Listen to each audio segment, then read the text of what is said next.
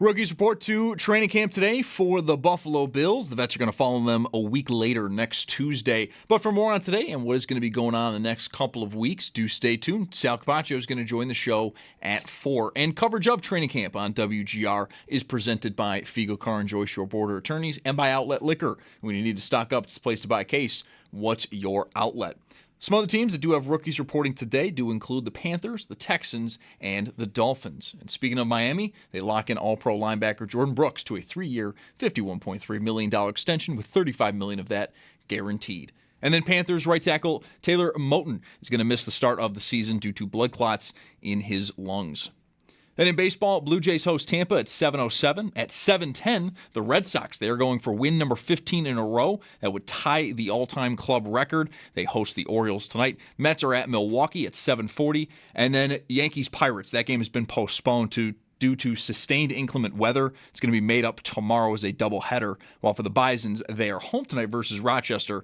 First pitch scheduled for that one just after 6:35. That's your Paddock Chevrolet Sports Update. Paddock Chevrolet with you for the extra mile since 1935. I'm Zach Jones for Western New York's Voice of the Fan, WGR.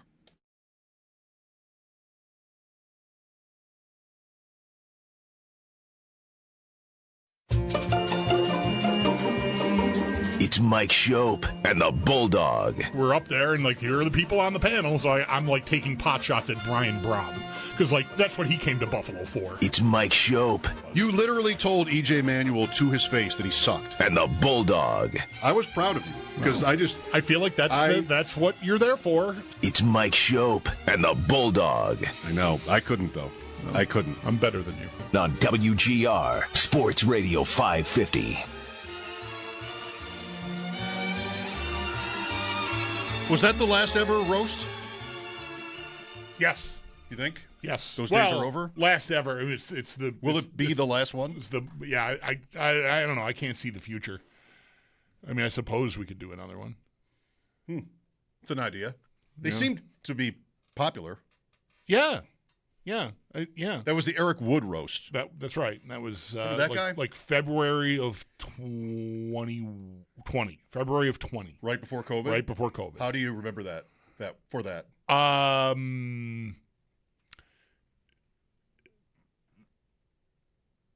don't know. I'm not sure I know. I know it was before COVID. There's a couple of things that stand out to me as being the last things I did before COVID. One of which was a little 2-man acoustic gig at a little bar on the west side that's not even there anymore, I don't think. That it was my friend Chris. And then that was the last time I saw friends who played music for months. It was just that was the end of it. And I know that the roast was a week or two before that. So you know what? That this stands glass out to me. Commemorates that roast. It doesn't say the date though. We didn't think of that. Yeah. Anyway. Yeah. Long time ago. Owen was there with me. He wasn't away playing hockey, which means he was here playing hockey, which means it was February of 20. He graduated from Nichols in the spring of 20, and that was all marred by COVID. So that's easy too. The February of 21, he was away playing hockey in New Mexico.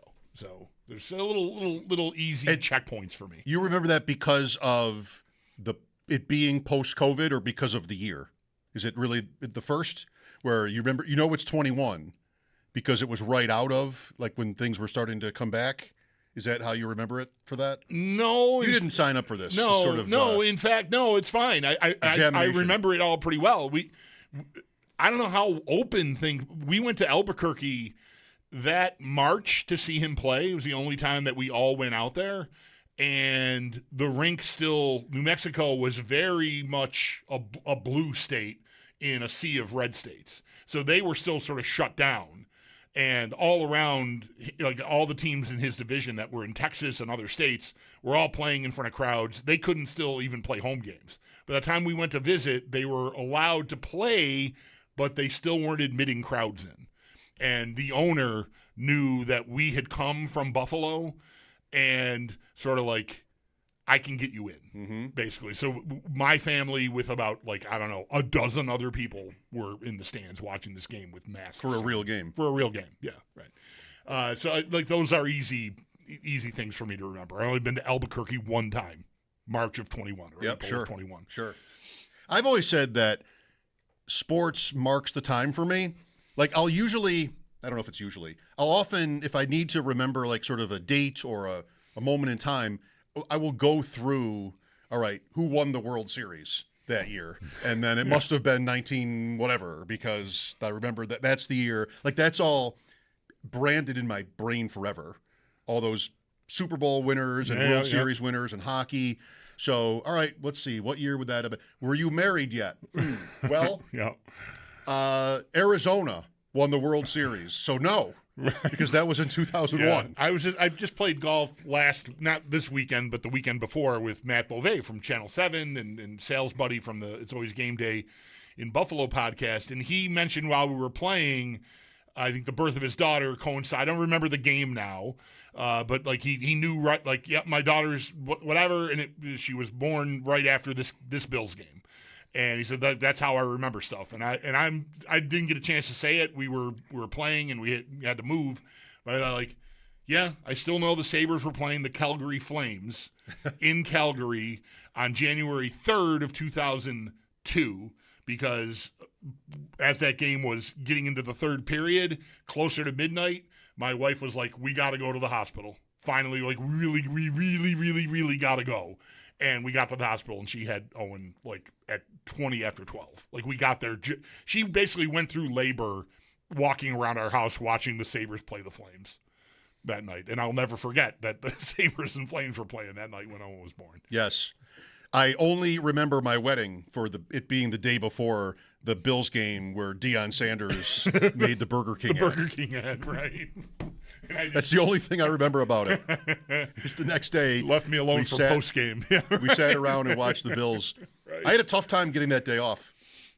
I believe it. It's a very different time. I had to arm wrestle to get the day off after my wedding. We were really on a Sunday, really tied to those post game shows back then. Yeah, a little looser now, thankfully. You got to be kidding, right? You're serious? Right. You might need me to work. I got married yesterday. Right. Like, I mean, come on. Are you sure? I think Bulldog can handle it. We don't even have ratings for these post-game shows. Right. As far as I know, anyway. Well, last Tuesday, I know it was a Tuesday because it's usually a Tuesday. It was time for reverse AFC Power Rankings.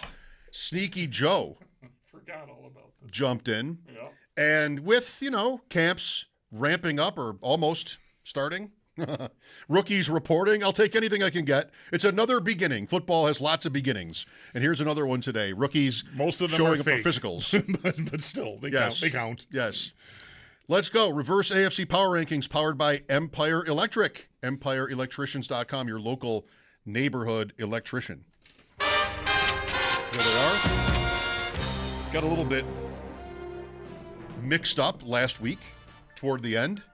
We'll see what today brings. As we head out on a new season, reverse AFC Power Rankings, 16. Miami. Is it close? It's always Miami now. It's always Miami. I don't think it's particularly close. To me, it might be either they or Cleveland. I'm still not real bullish on what the Browns are up to. I'm kind of digging Cleveland a little bit. So any sort of quarterback play could make them interesting because they often, they traded Myles Garrett now. That's what they often have a lot of it okay, but they're just completely undone at quarterback. And that could happen again. It's the same guys. I almost would predict it will. New coach. Well, I wouldn't go Cleveland here. I just want to see if Miami. Who else? The Jet. I think to me Tennessee, the Jets, Tennessee, Raiders. It doesn't. None of it has to work, But I just think I can see my way to. Okay, I could see them being a little better than we thought. Miami, I just don't see it. There's one though where the quarterback is more of an unknown. And maybe the ceiling is higher than all these other guys, maybe even combined. I mean, he might be really good. I just don't know who he's going to be playing with. So, maybe we'll get a chance to really take the how important is the quarterback, elevating everyone out for a real spin if they are surprisingly good. But I just don't think there's enough there elsewhere. I mean, didn't you mention yesterday when we were talking to Sam Monson, like name a Miami receiver challenge? Yeah. I mean, I don't know what to do with Malik Washington, Chris Bell. Yeah. Greg Dulcich, tight end. Yeah. Running back's good. But, all right. Like, I like the Jets more. I like Tennessee more. Miami to me is sitting on the bottom until, I don't know, something changes my mind. Yeah. And that hasn't happened yet. Miami is fine. I do think Tennessee and the Raiders could be close. But I wouldn't say the Jets or the Browns. 15. I would say Tennessee here.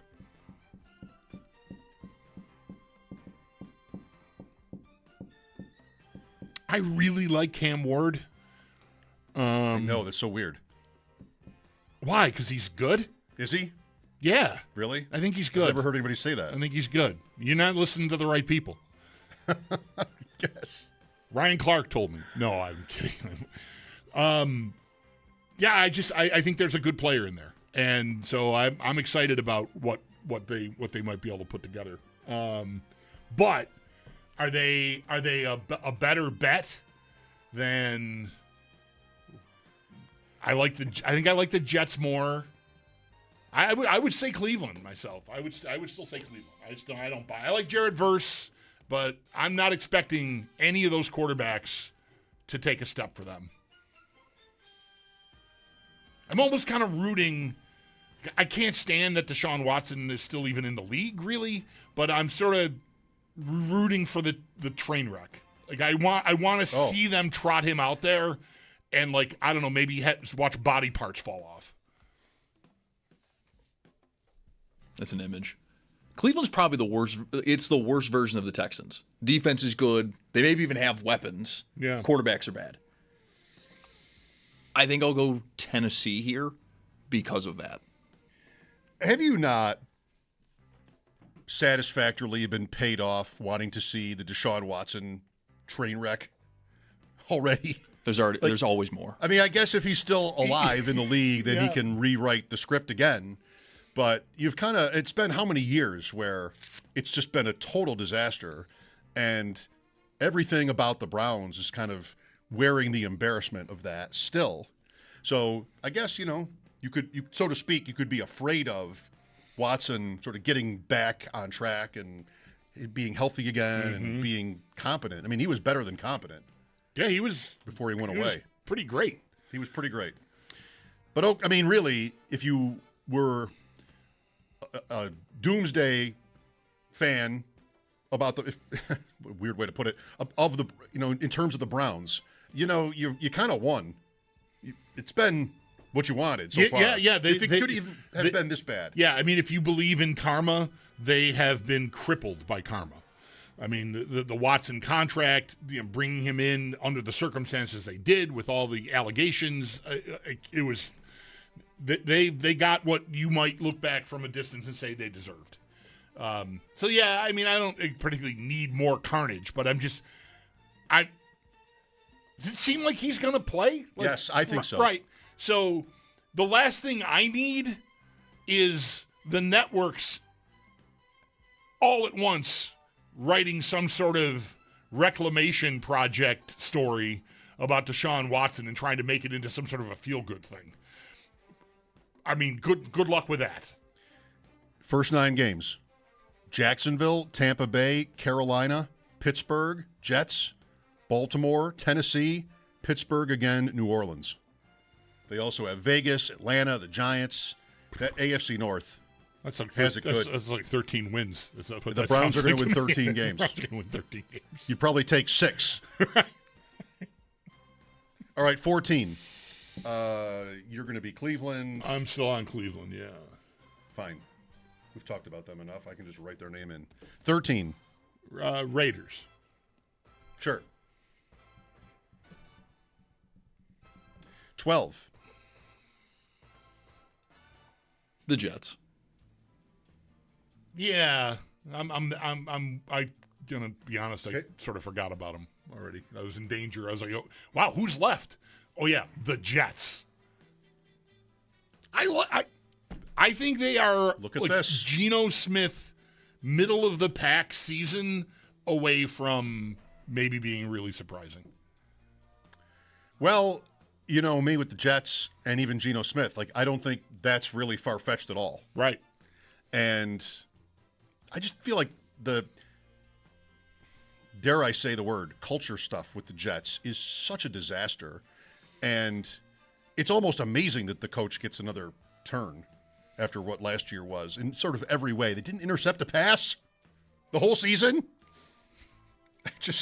He was a star defensive back. You couldn't teach him how to intercept one pass in 17 games. They played the Dolphins too. Still couldn't do it. A ball just wasn't deflected by a lineman to another lineman at the line of scrimmage. It's like, how do you go through a whole season?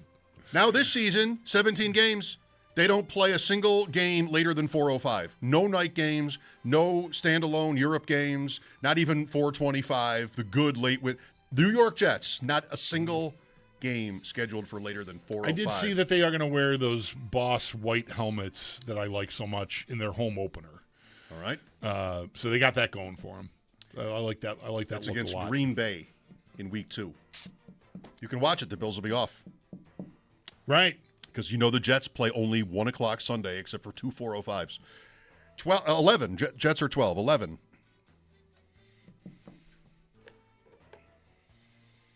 Pittsburgh. Yeah, Pittsburgh.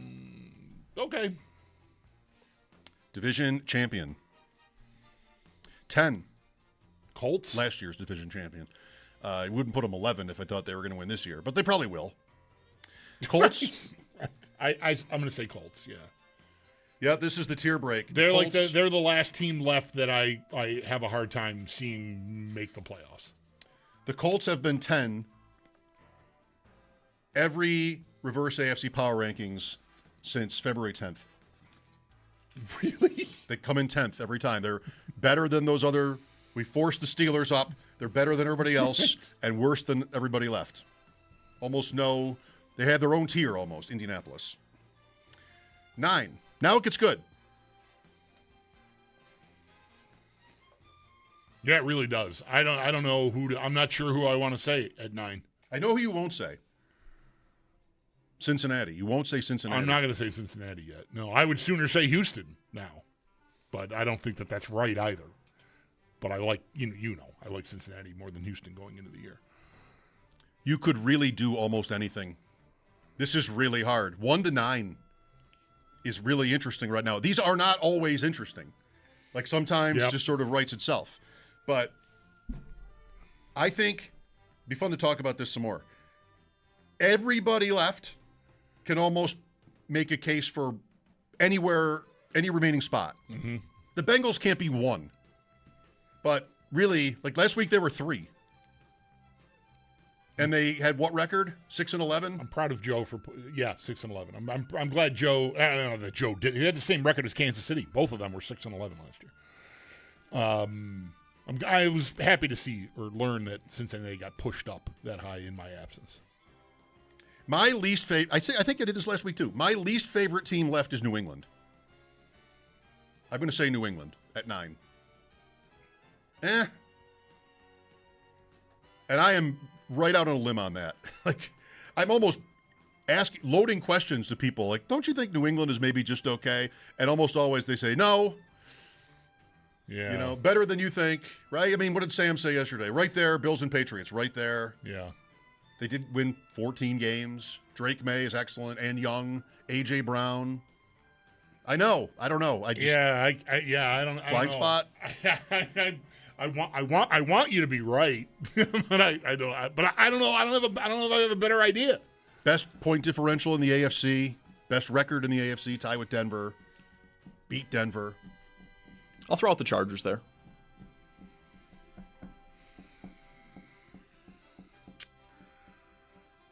They're as good a pick as anybody else. It's to me kind of where I'm at, yeah. And they're doing the thing that always happens with the Chargers is happening again.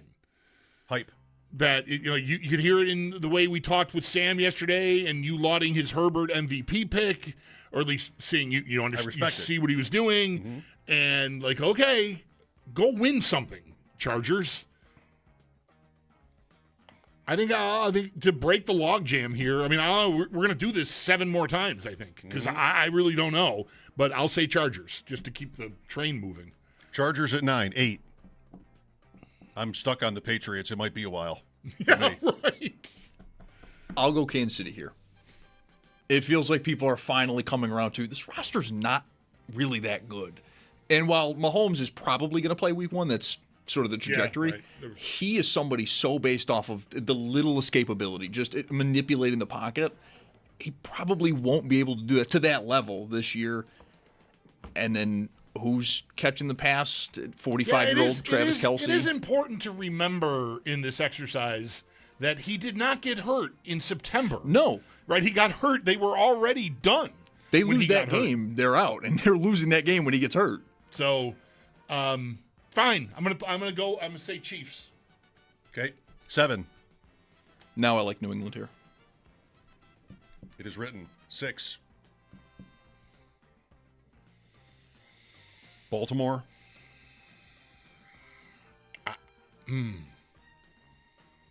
Where are we at with their do they still have a great roster, or is it getting old? I think, I mean, at every turn you just read about how every move they make is brilliant.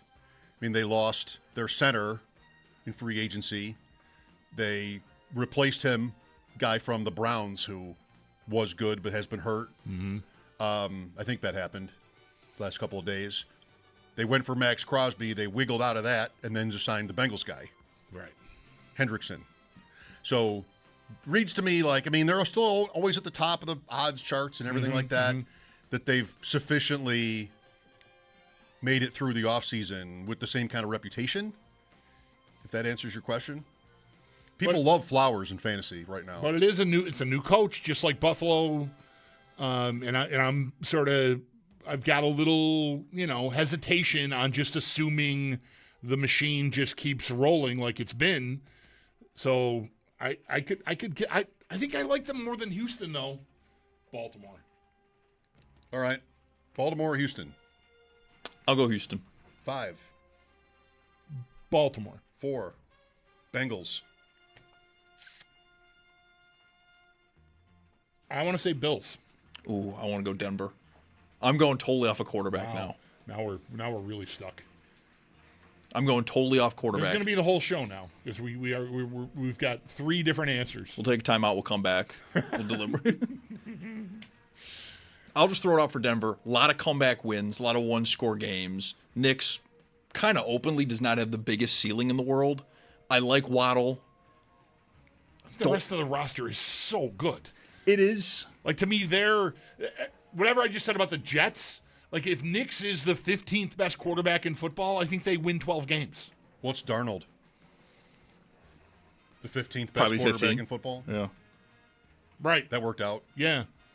So I can't get to Denver yet. I'm still on Cincinnati. I'll do it first. I'll go to Cincinnati with you. I'll pivot to there. Okay. 3. Bills. Yeah. 2. Jackson. Look who's back. Jacksonville. Sir Purr. Is that Carolina or is that Jacksonville? Jackson DeVille. Which one is Sir Purr? Carolina mascot? That's Carolina. Sir Purr. Who's roar? Somebody's got a roar. Yep, roar. And Jackson DeVille. Right. Jackson DeVille is back with your Jacksonville colors. These are all the same mascot to me. I don't even know. Gold and blue over there. It's like almost exact. You're saying Jacksonville though, and then Denver 1, I guess, is where I'm ending up. I'm with that. All right. So it is written. The comments are going to get after you now. Just be prepared. For what? For what? You come back, Buffalo goes back up to 3. I don't think. I mean, I'm not reading the comments, so I wouldn't know. Maybe you would know.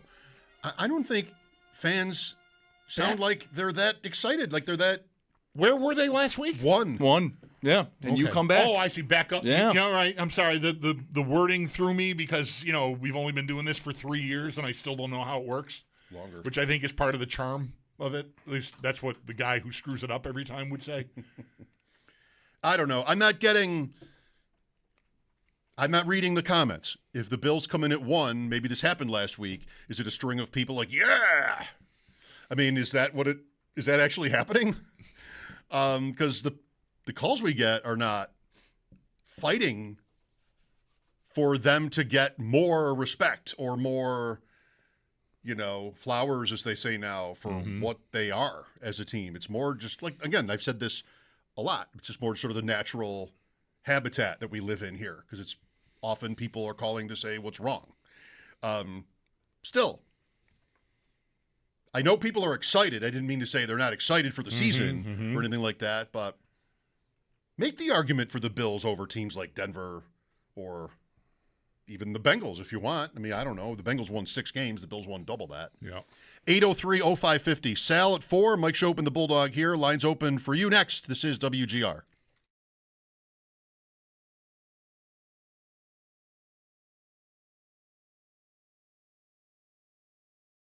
For more comfort. Now's the perfect time to make yourself comfortable with a new electric heating and cooling system from Belknap. In Western New York, summer and winter bring extreme temperature conditions. Make yourself comfortable with Mitsubishi electric heat pumps, designed to keep your home cool in the summer and warm in the winter, no matter how hot or cold it gets outside. Call Belknap today to learn more. I'm Gary Garfalo, president of Belknap. We work on your schedule. We don't charge more for weekends and evenings. That's why we say, give Belknap a ring.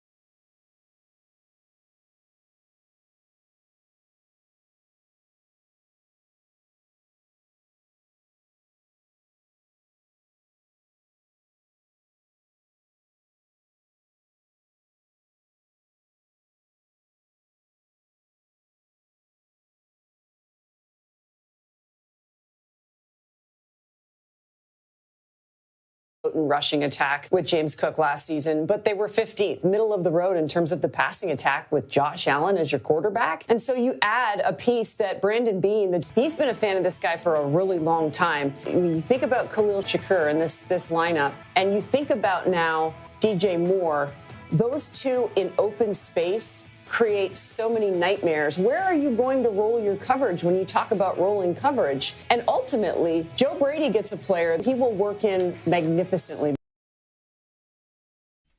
Stacey Dales. I met her once. I made a point to introduce myself to her.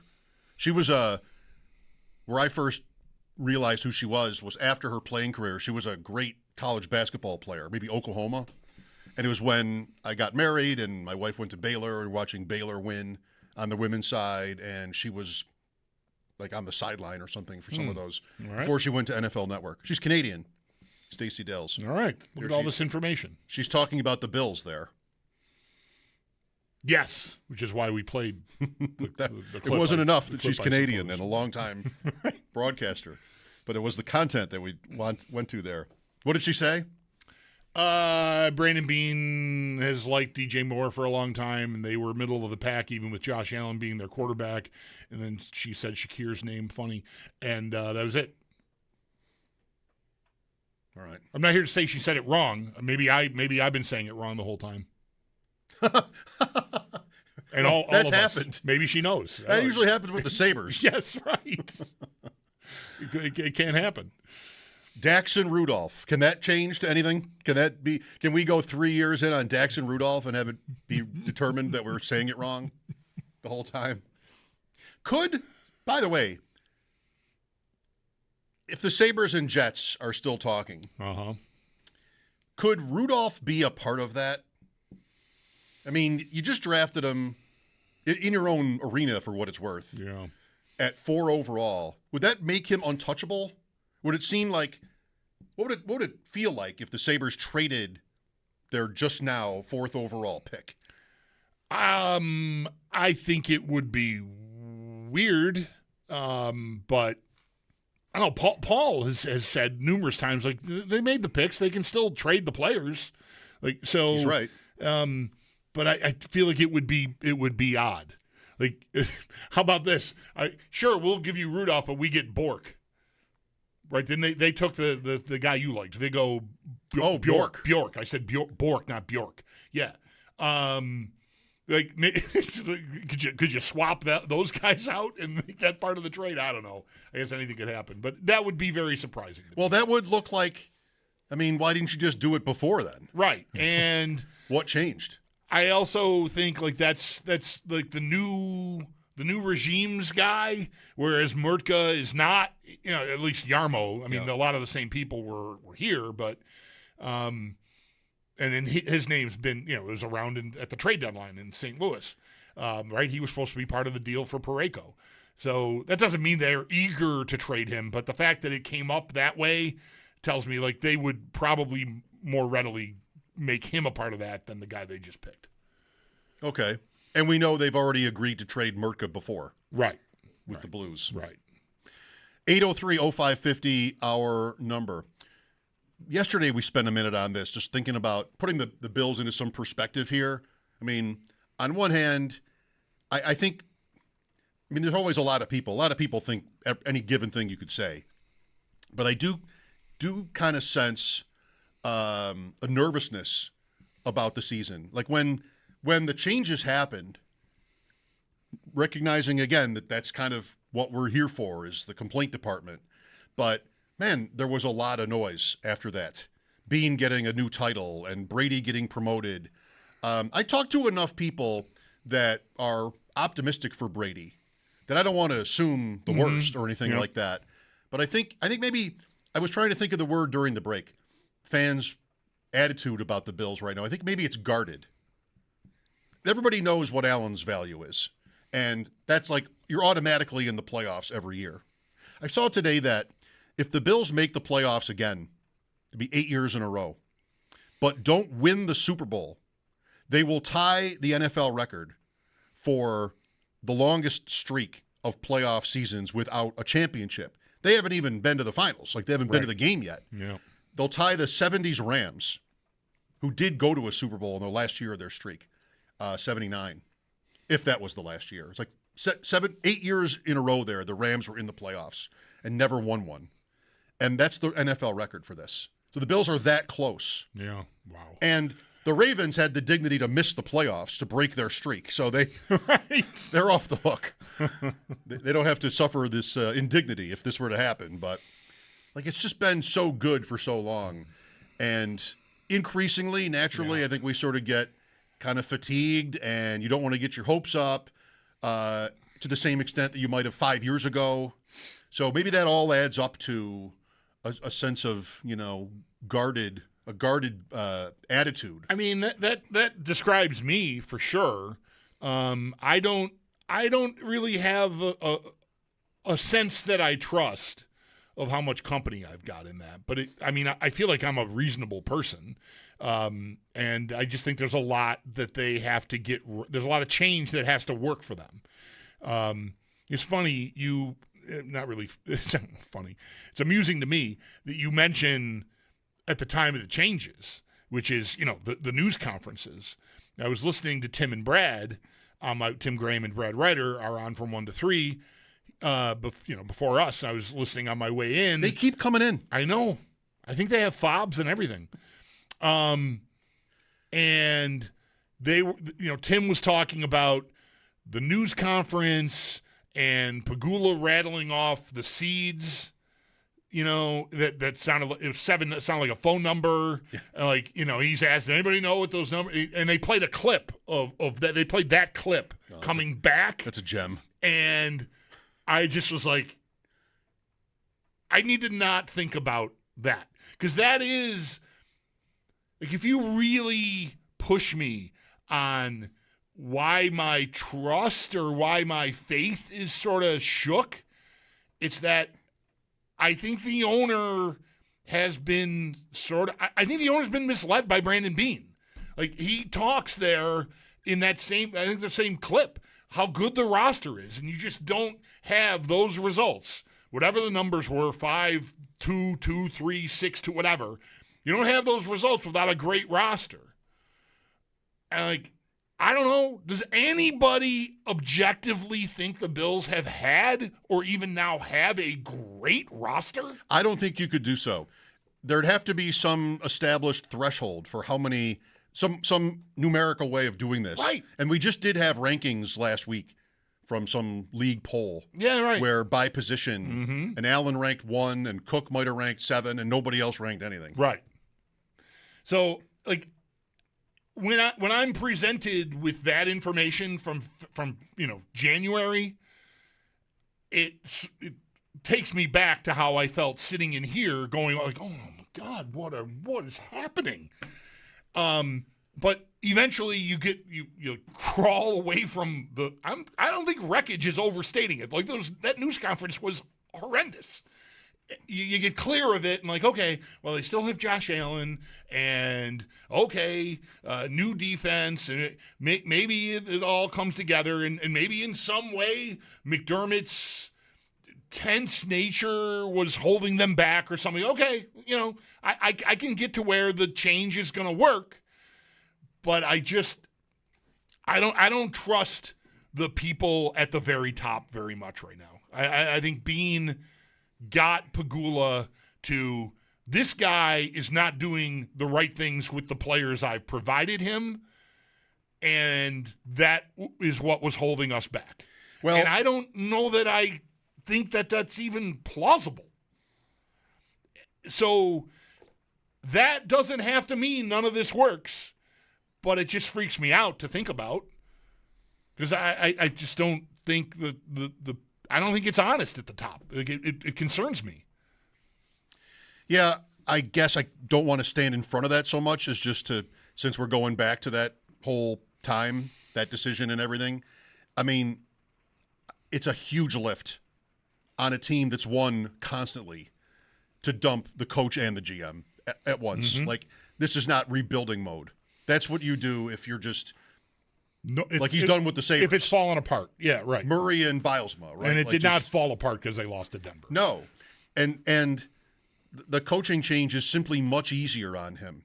It's just a much easier process that he doesn't even necessarily have to be at the front of. Like, it's Bean can run that. And without Bean, then what are we doing now? Like, it's got to be, we got to go find an executive. You know, like thinking about Minnesota for a minute, they fired their GM kind of well into the offseason, which was very strange. And just like, you don't want to get behind. So I think it's kind of in Pagula's nature. And all right, well, I might not, this is Pagula to Bean, or in his own mind, to all your points. I might not really agree with you about this. I can pick up Pro Football Focus as easily as anybody else can and read objective analysis on how good my players are. I mean, if I were an owner, I'd be doing that every day. Not every owner would. Nope. You might just think he's going to take anybody's word for it, or somewhere in between. I don't think he has to believe that they're loaded, if you will. And at a press conference, you would want to represent some optimism.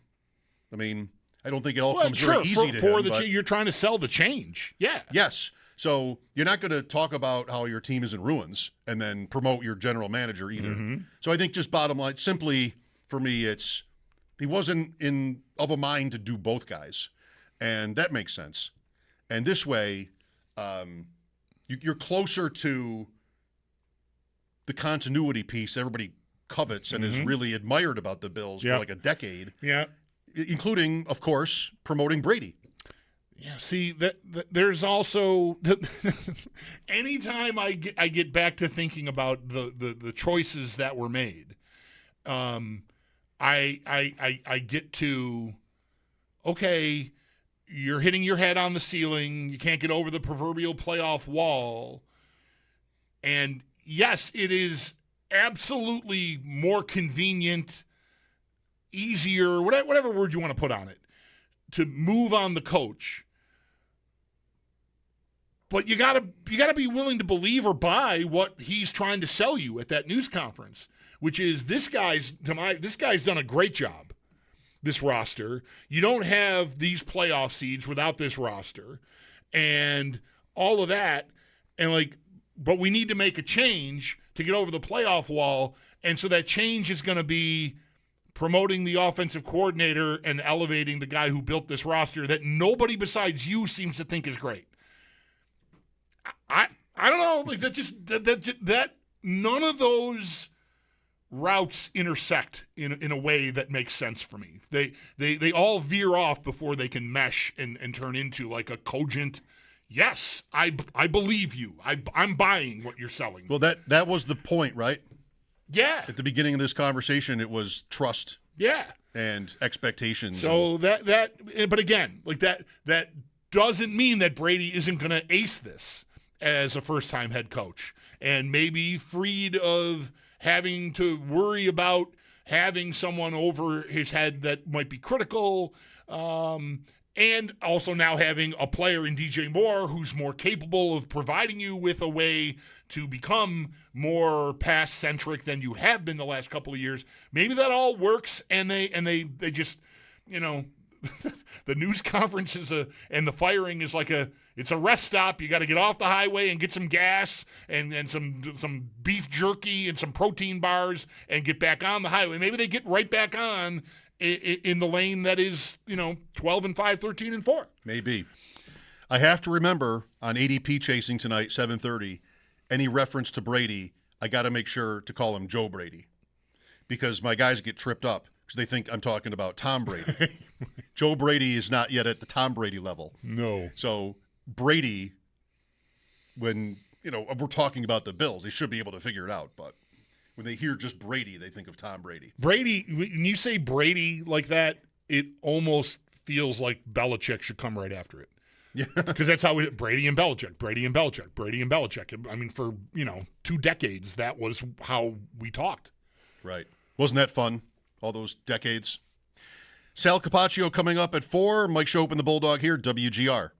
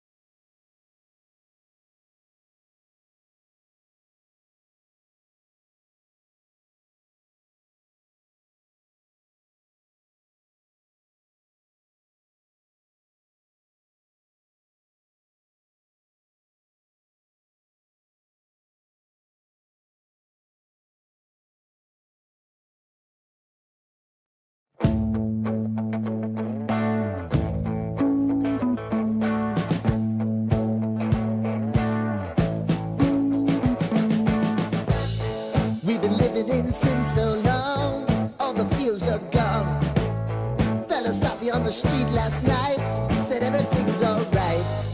Roller coaster, make it through the day upright. It seems your meal ticket is gone, but life goes on. I could never imagine something better. Yeah, right. Now you're cooking on high heat in the middle of the street. Roller coaster, take me to a better time. Let's go. All sing your high line with the roller coaster of life. Yeah. It's time to all choose your timeline on the roller coaster of life. Oh, you seem to easily forget how to place your bet. When everyday life gets you down, you gotta steal the crown. Got to own it.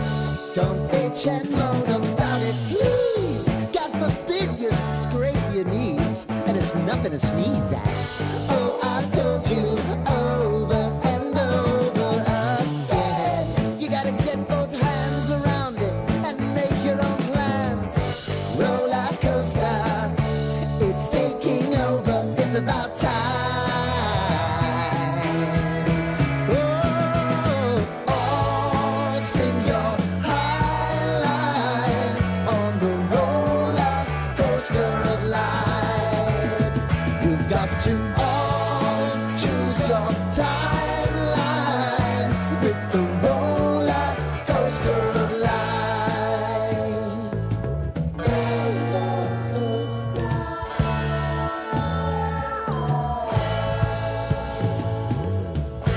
I want to go down the rabbit hole, down the rabbit hole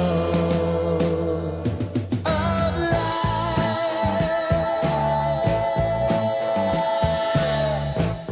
And now it's about to leave. Oh, roller coaster. Oh, roller coaster.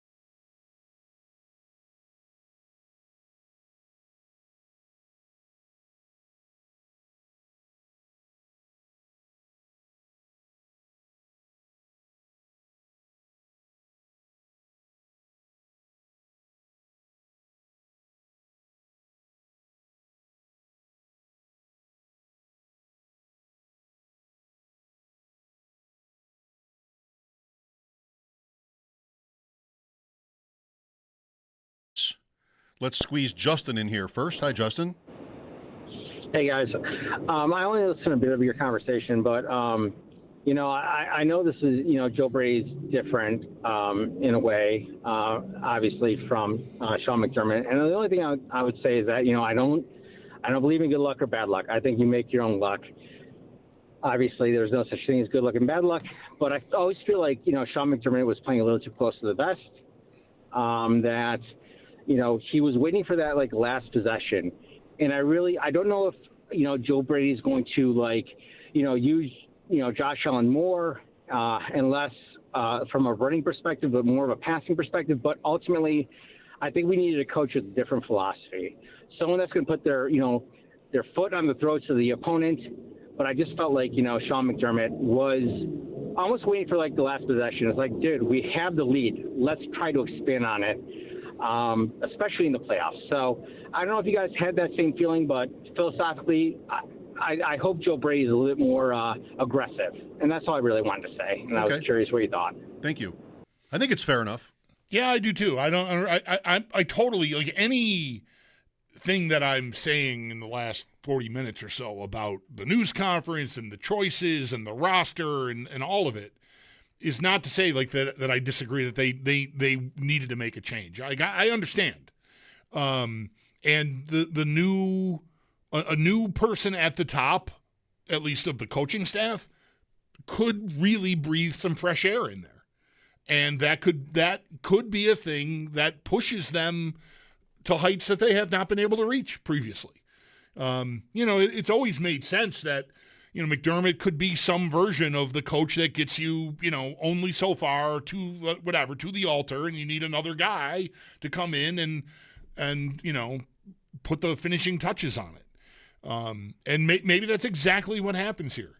It's why I try not to get too tied up in what I've been talking about for most of the first hour already, because I'm not sure how much it really has to matter.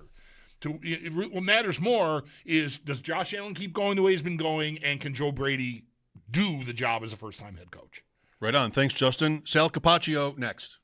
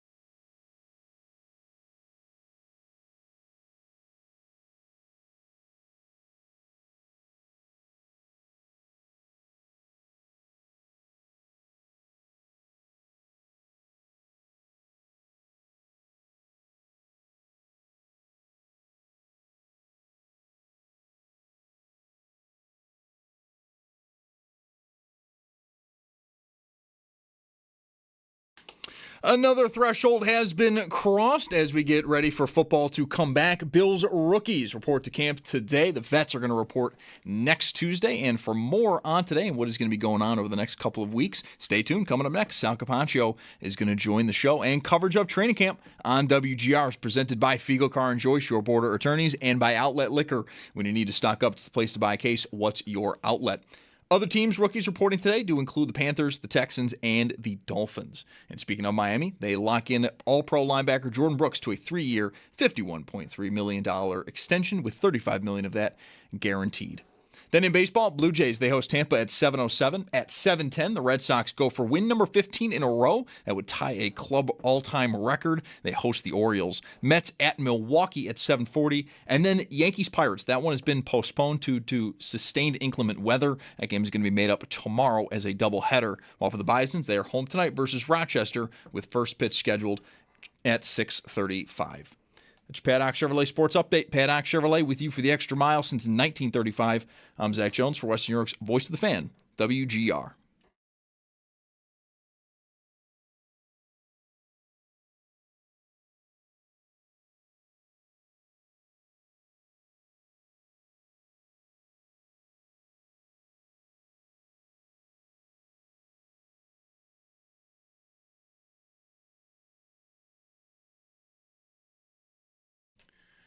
Am I the only one who plays a game? I mean, I listen to this show almost every day. Who plays a game when you hear the beginning of the Sal open, like which one it's going to be? And right there, that time, I noticed in my head, I went, filling up, thinking it might be that one. Sal, do you play this game with yourself? Which one is it going to be, Edward? No, it's funny. No, I don't play that game, but I hear one and I'm like, oh, I wonder why they chose that one today instead of the other one. I don't care either way. And then over the years, I've thought about other ones that I like, could I contribute here? I feel like, well, here's one, here's something you could play or something like that. I let the producers do their job, but I feel like maybe there's a listener going, no, I've heard this one a little too much, so we need something fresh. I don't know. We have the SNL skit. Yeah. One. I don't have this completely. I don't remember exactly, but 2 weeks ago when you were away and I was hosting, was one of the days I was by myself, I think. An open played, and before the open started, I was saying, no, Nate was here with me. I remember, and the phrase that I yell in the open popped in my head before a note of the open had played, and I thought that was really strange that just happened to me, but it happened. Maybe it was with you, Sal. I don't remember. Anyway, whatever. There are these signs that come up where you think, I've been here a long time. Yes. I've been working here, sitting in this chair a long time. Right. That's one of them? Yeah. All right, Sal, so you'll tell us, what is today exactly? I know there's no media access, at least, but rookies showing up to take physicals? Yeah, pretty much. You do physicals, you do strength, lifting, conditioning, rehab, for anybody that needs to do any of that for any reason. It kind of is very similar to the start of the original like off-season workouts when that happens in April, right? When the whole team shows up and there's no position coaches allowed to do anything with the guys, nothing like that. Just all strength and conditioning, lifting. They'll get acclimated back to the facility. They've been here, but, kind of get back acclimated to Orchard Park in the area where they're going to be living, a lot of them. So it's more of a just, hey, I'm not even saying orientation, just a get comfortable, be here before the veterans, and then when the veterans report to St. John Fisher, that's also the same time that they'll report to St. John Fisher. It strikes me, I want to make a point about how it's kind of cool for all these guys. It's not just the draft picks, it's rookies in general, right? That's street free agents and whomever, right? Anybody who's a rookie. And that it's a cool opportunity for them to sort of see what their future could be, like motivation to work hard and get there so that you can actually get a locker with your name on it on the 53. Like you're in the room, you're in the stadium. And, so make sure you go to camp and make it out of camp. But camp is so short now that they'll be at the stadium anyway before there's any cuts. So that doesn't even work anymore with the way camp has changed. I mean, it's one way that you can recognize how truncated camp is. Yeah, for sure. I mean, things have changed a lot over the years, and then from year to year, it's different. And this year is a very unique year. Camp is very short, and they're going to be there and back, and then it's the red and blue, and then they're here for a couple of days maybe, and 2-3 practices, and then it's the first preseason game, and then bam, it's right off to Cleveland, and they're there for a week, 3 days, whatever, preseason game, back here for a preseason game against the Steelers. But that's why I think that a little bit, has been made about how short of time it is at Fisher, but I do think the calendar has a lot to do with it. Like I think part of it is because Sean liked to go back to Rochester after the red and blue. And I would say that I don't know if Joe wanted to do that anyway, but it kind of works out where if you do that, you're not getting any time in before your first preseason game here in the new stadium, and that's a big deal. And then you're gone to Cleveland anyway. And then for the rookies, they're going to have this quick week here to kind of get everything ready. And then, hey, let's go to Fisher, and we're back at her at home anyway. So, and let's remember too, just so everybody knows, the Bills will still, because of everything going on with the construction, the field house is still the field house. The outdoor practice facility is still the outdoor practice facility. It's all still across the street. They're not practicing inside the stadium.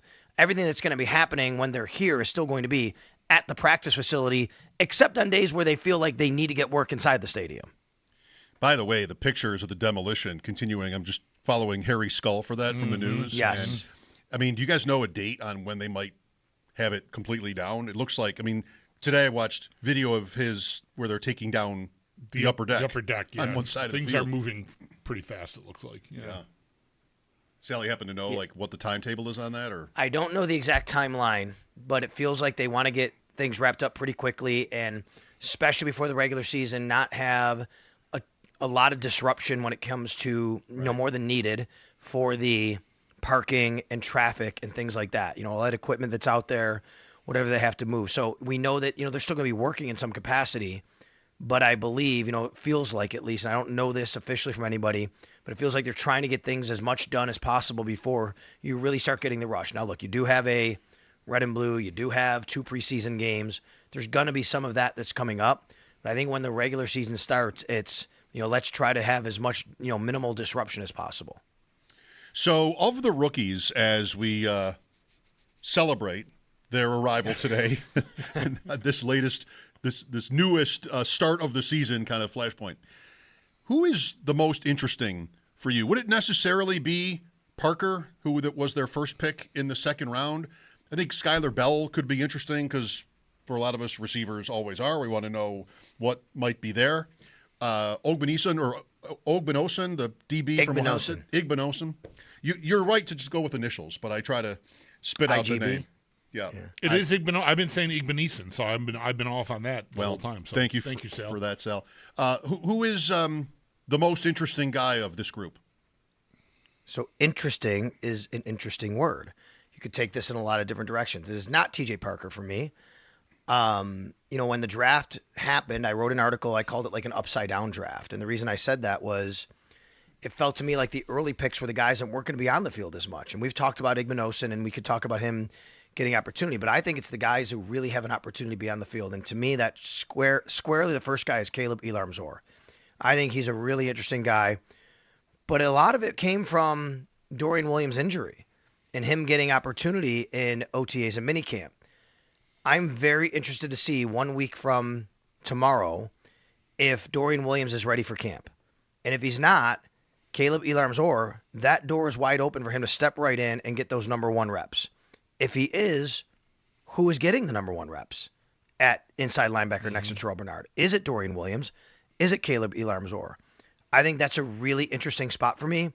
He's an interesting guy because when they drafted him, you felt, okay, like there's some competition. Since the draft till today, I've just felt like his stock is rising and rising and rising, and I am not going to be surprised if he is the day 1 starter. What is his... I don't know what's his athletic profile like. What can you tell us about this player? I feel like you've mentioned him this way. Other people have mentioned him this way. That the opportunity is there, but like what are his traits? What's the profile athletically here? Sideline to sideline kind of guy, fast. He's see ball, get ball, right? And he's going to be a lot like a Dorian Williams in that regard. So he's going to be able to do that. sometimes I think that he gets caught up a little bit watching things. That's like the knock on him coming out. Like, did he diagnose it correctly or not? And again, I think a lot of that could be said for what, Dorian Williams has been over the last few years. But man, one of the things he really does well, which I think why they targeted him in the draft, he's a very good blitzer. Very good blitzer. And the Bills are going to want to blitz. They're going to want to go from different areas. They're going to want to come from different spots. So I think that that's kind of a big reason why they have him to be able to have that opportunity as well. But very good athlete. And yeah, he's fast. He's sideline to sideline. He's a guy I think that kind of fits the athletic profile of what, Jim Leonard wants, not only with that, but being able to be a blitzer. Sal Capaccio on the Wester Hotline. Skylar Bell, when he was drafted, I was watching one stream, and the guys I was watching were maybe Trevor Sikkema was one. Very excited about this prospect, Bell. I've heard since, sure, but maybe too much of Shakir's, style of player. Is there going to be a spot where he can step in as a rookie, as a fourth-round pick even, and matter to their offense? Do you think there's reason enough of that happening to sort of focus on him, or would it be a surprise to you if he was, like a relevant player this year? Wouldn't be a surprise, but I think this might be predicated on what happens in front of him more than what happens with him himself. Yeah, can he come in and smash? Sure. Could he come in and disappoint? Sure. Anything like that could happen. But I think that really what happens with Skylar Bell is more predicated upon what happens with not even as much DJ Moore and Khalil Shakir. They're your top two. Really, Keon Coleman and Joshua Palmer. Yeah. Like, where are those guys? Because if one of those guys just does not live up to what they're supposed to this year, stay healthy, be on the field, Skylar Bell is the fourth receiver. I mean, I think that's the way I look at it. Sure, he could also earn that spot himself, but I think it's got to start with those guys first. And if not, he's the fifth receiver, and how much is he playing, right? I mean, so there's a big difference for that for me. And then from there, if he's the fourth, how high can he go? So if Skylar Bell winds up as, we'll call it kind of in theory, the fifth receiver out of camp, I don't think it has to be because Skylar Bell didn't earn a spot to be ahead of that. I think it can be because those guys all did everything they're supposed to do, and Keon Coleman showing up on time, and he's making plays, and Joshua Palmer staying healthy.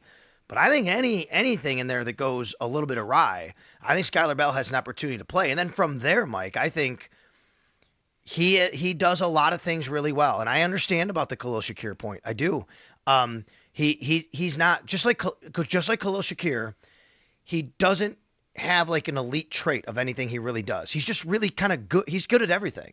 And he's not this super big guy, but he's tall enough. He's not this incredible blazer, but he's fast enough. He's good with the ball in his hands. So he is very much like Khalil Shakir. I don't see a problem with that, to be honest with you. Like, why do you have to have everybody that's so the opposite? I know we can talk about redundancy, but if you're a good football player, you're a good football player. If they have players like that at wide receiver, that's good. I mean, he's a good route runner. He can catch the ball. I don't see a problem with that. I think his opportunity is going to be based on what happens with Coleman and Palmer. Well, we're getting close to getting a look at all of that. Coleman and Palmer. Two players the last 2 years have 8 touchdown catches for the Bills. The last 2 seasons combined. That's the most. Nobody has more. Last 2 years with the Bills. Shakir is one. Do you know who the other is? It's Coleman. Coleman. Yeah. It's speaking of what all these conversations we've had for 6 months with people from all over the place talking about how they think this is going to go here. There's so much ranging from negativity to just completely, I'm done with Keon Coleman kind of thinking, talking. We don't know if the Bills are like just where they're at on the scale. We know how Joe Brady sounded after that press conference. But that's pretty predictable. I think. He had to go hard because Pagula went hard the other way. Right. I guess. But I just wonder sometimes if we're out too soon on Coleman. He's 23, I think. And if he does mature, is there enough there in his talent, pool, his talent base to, even come up on top of a list like this year? It's a good question. I mean, and it's valid. It's the same thing I've wondered, which is, okay, like if you get everything off the field you need in order, now what's the next step? Is he going to be able to really do the things necessary on a down-to-down basis at the NFL level? And, I think we've heard a lot, like in the media, talking to people about how smart Keon Coleman is. He's a smart guy. He's a smart football player. He understands how to play wide receiver. There's no doubt about that. But there's different parts of his athletic profile that sometimes don't get you where you want to get to. And whether that's, the speed or a route running or something like that. Those are things that have to be refined. He's been in the league 2 years. And I don't think you have to throw the book on someone's career after 2 years. You can definitely, improve after that. And maybe that's all a part of it. So, yeah, that's a good question. If he does everything, like, does that last piece come together, which is everything he needs to do on the field and not just be you're going to throw it to him in the red zone, get a touchdown, make a high point catch like he did against the Jets a couple years ago, or on a tip ball like he did against the Ravens last year, or whatever it is. Like a guy that you can really rely on to say, okay, there's a money play, and I know he's going to run the right route and be in the right spot and make the catch because he's going to be better than the guy he's going against. You guys were not, Bulldog, not surprised. You were right there with the answer to that question. You think most people would be a little bit surprised that nobody in the last 2 seasons has more touchdown catches than Coleman? Tough question to ask me because I don't want to sound like I think I'm smart, but I think it's easy to fall into a mindset of like he hasn't done anything.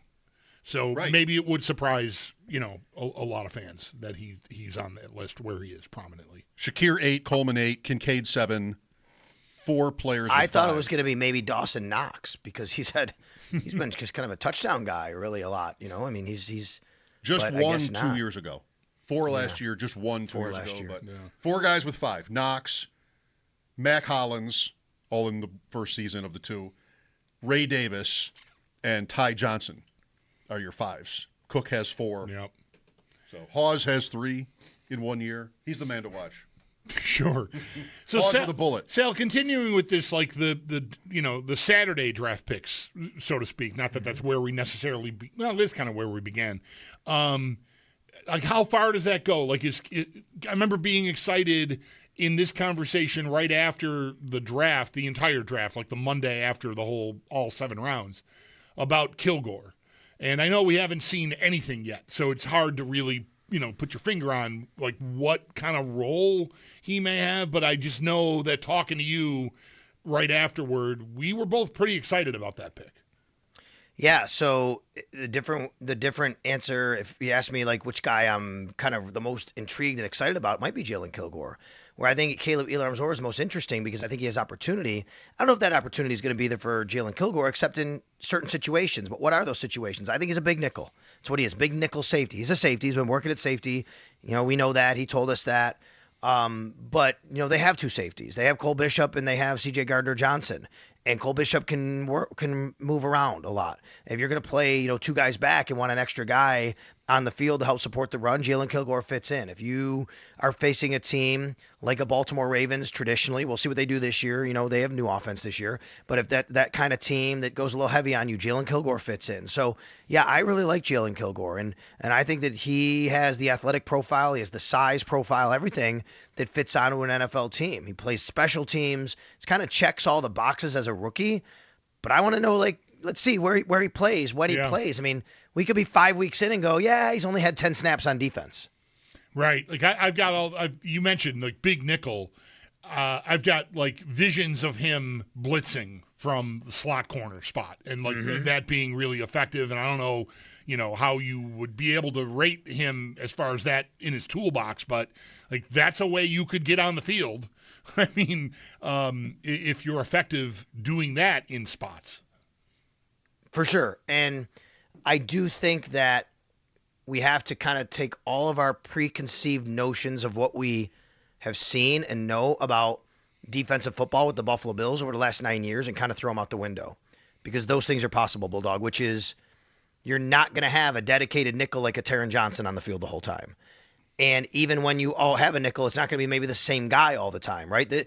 I think anything is possible here with Jim Leonhard until we see it.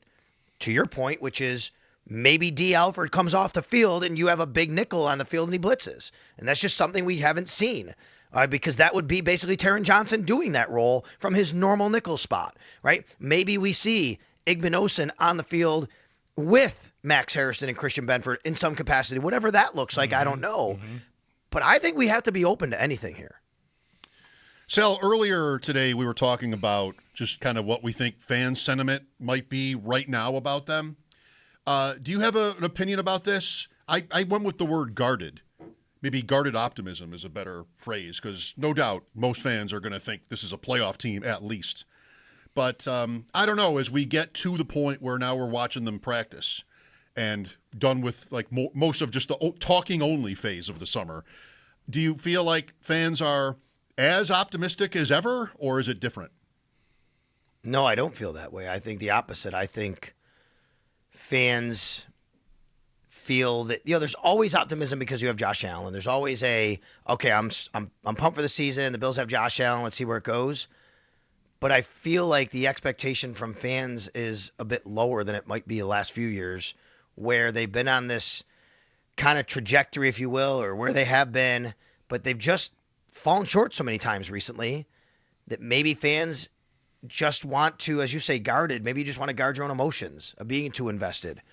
Maybe it's because the schedule's tougher.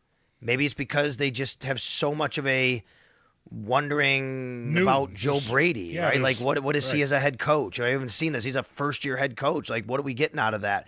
I just feel like what we got from going into a year for the last, 6-7 years with Sean McDermott and with Josh Allen and the organization, like, okay, we're just running it back. All you got to do is get a couple more plays than we did last week. This year, it's almost like, are we even going to get there to have that opportunity? Interesting. I think it's still more the first one for me. Like, it's a challenging situation to sit, for me anyway, to just like bang a drum that they need X. Because, I mean, even where they get ragged on some run defense, like, it hasn't killed them. I mean, they're middle of the pack at worst at anything, basically the last 6 years almost. So what is it's always wide receiver, I guess. They kind of they made their move. I mean, they didn't. Right. They made it was a significant, expensive move in more ways than one for DJ Moore.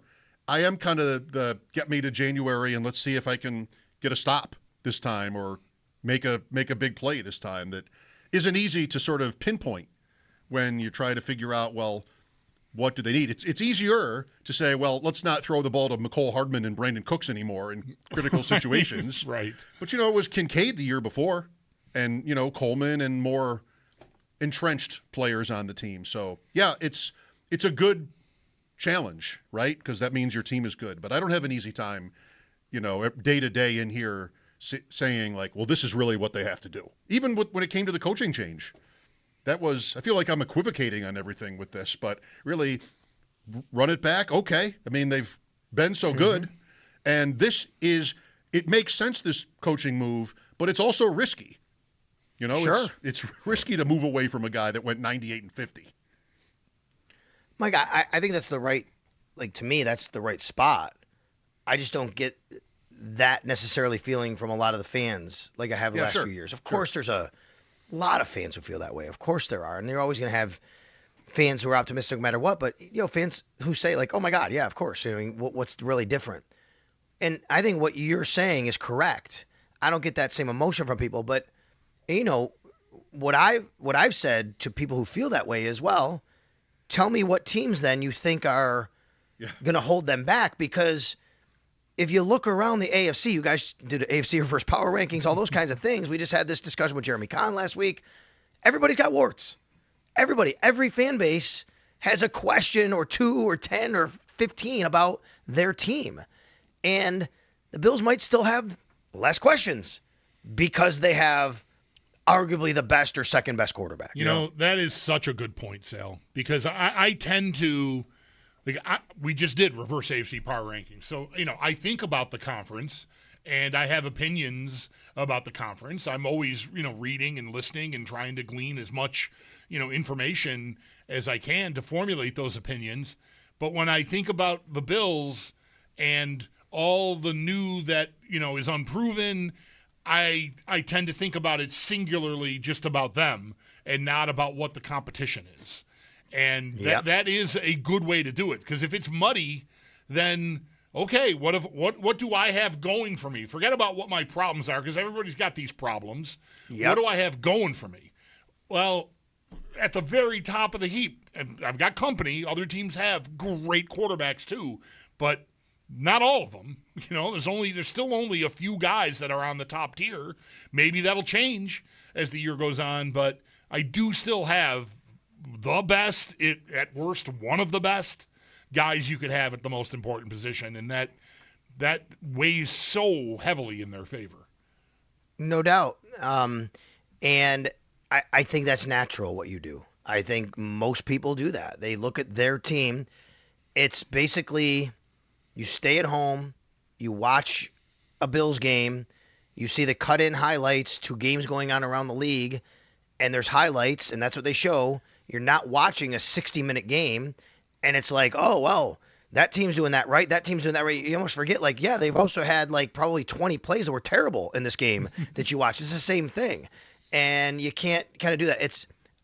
I play fantasy football. It's not an anti-fantasy football point, but I think sometimes we get caught up in just looking at those things that are on the top end and the highlight plays and the best stats, and don't realize but there's a lot of negative that always goes along with it, and a lot of these guys and a lot of these teams have them.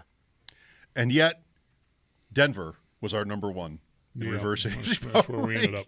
With all the weight the quarterback carries. He's not bad, but he's not elite, I think. Well, but if you put so here's a good exercise then. If you have, I don't know, if you have a bottom third quarterback, where's Denver falling on those rankings? I mean, pick a quarterback, I guess, that you don't love, right, in the AFC, and put him on the Broncos. Where are they falling in your power rankings? It might not be that different. I mean, they did win 14 games with Knicks. He's had 2 good seasons. We've seen that. If I want to put, who do I want to use? Not Jarrett Stidham. Geno Smith? We saw that, yeah. If I want to put Geno Smith on Denver, right? They're not number one. I mean, I'm giving Nick some credit, putting them at number one. We'll let you go. But thought-provoking as ever. Thanks for your time, and enjoy the rest of your day.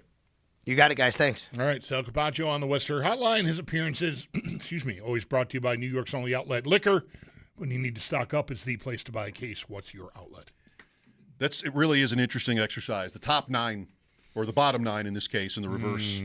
Really, you could just X number of people, X number of different order, 1 through 9. It's really tough to sort those teams. Well, real quick, I know we obviously we're late. You put Geno Smith on the Bills, and I don't think they're a playoff team. I get it.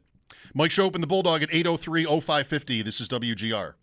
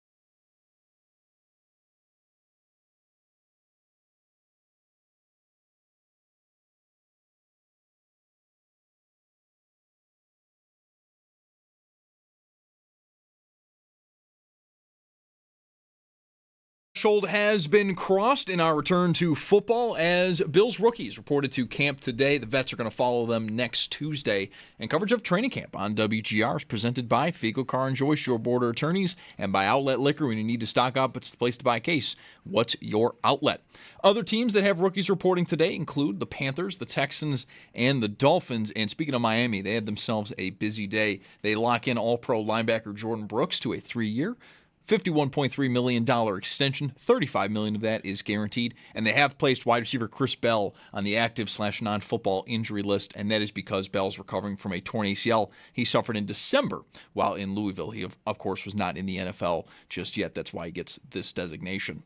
Then in baseball, Blue Jays host Tampa at 7:07. At 7:10, the Boston Red Sox, they go for win number 15 in a row, which would tie the club's all-time record. They are hosting the Orioles. Mets are at Milwaukee at 7:40. And then the Yankees-Pirates game, that one has been postponed due to sustained inclement weather. It's going to be made up tomorrow as a doubleheader. While for the Bisons, they are home tonight versus Rochester. First pitch scheduled just after 6:35. That's Paddock Chevrolet Sports Headlines. Paddock Chevrolet with you for the extra mile since 1935. I'm Zach Jones for Western New York's Voice of the Fan, WGR.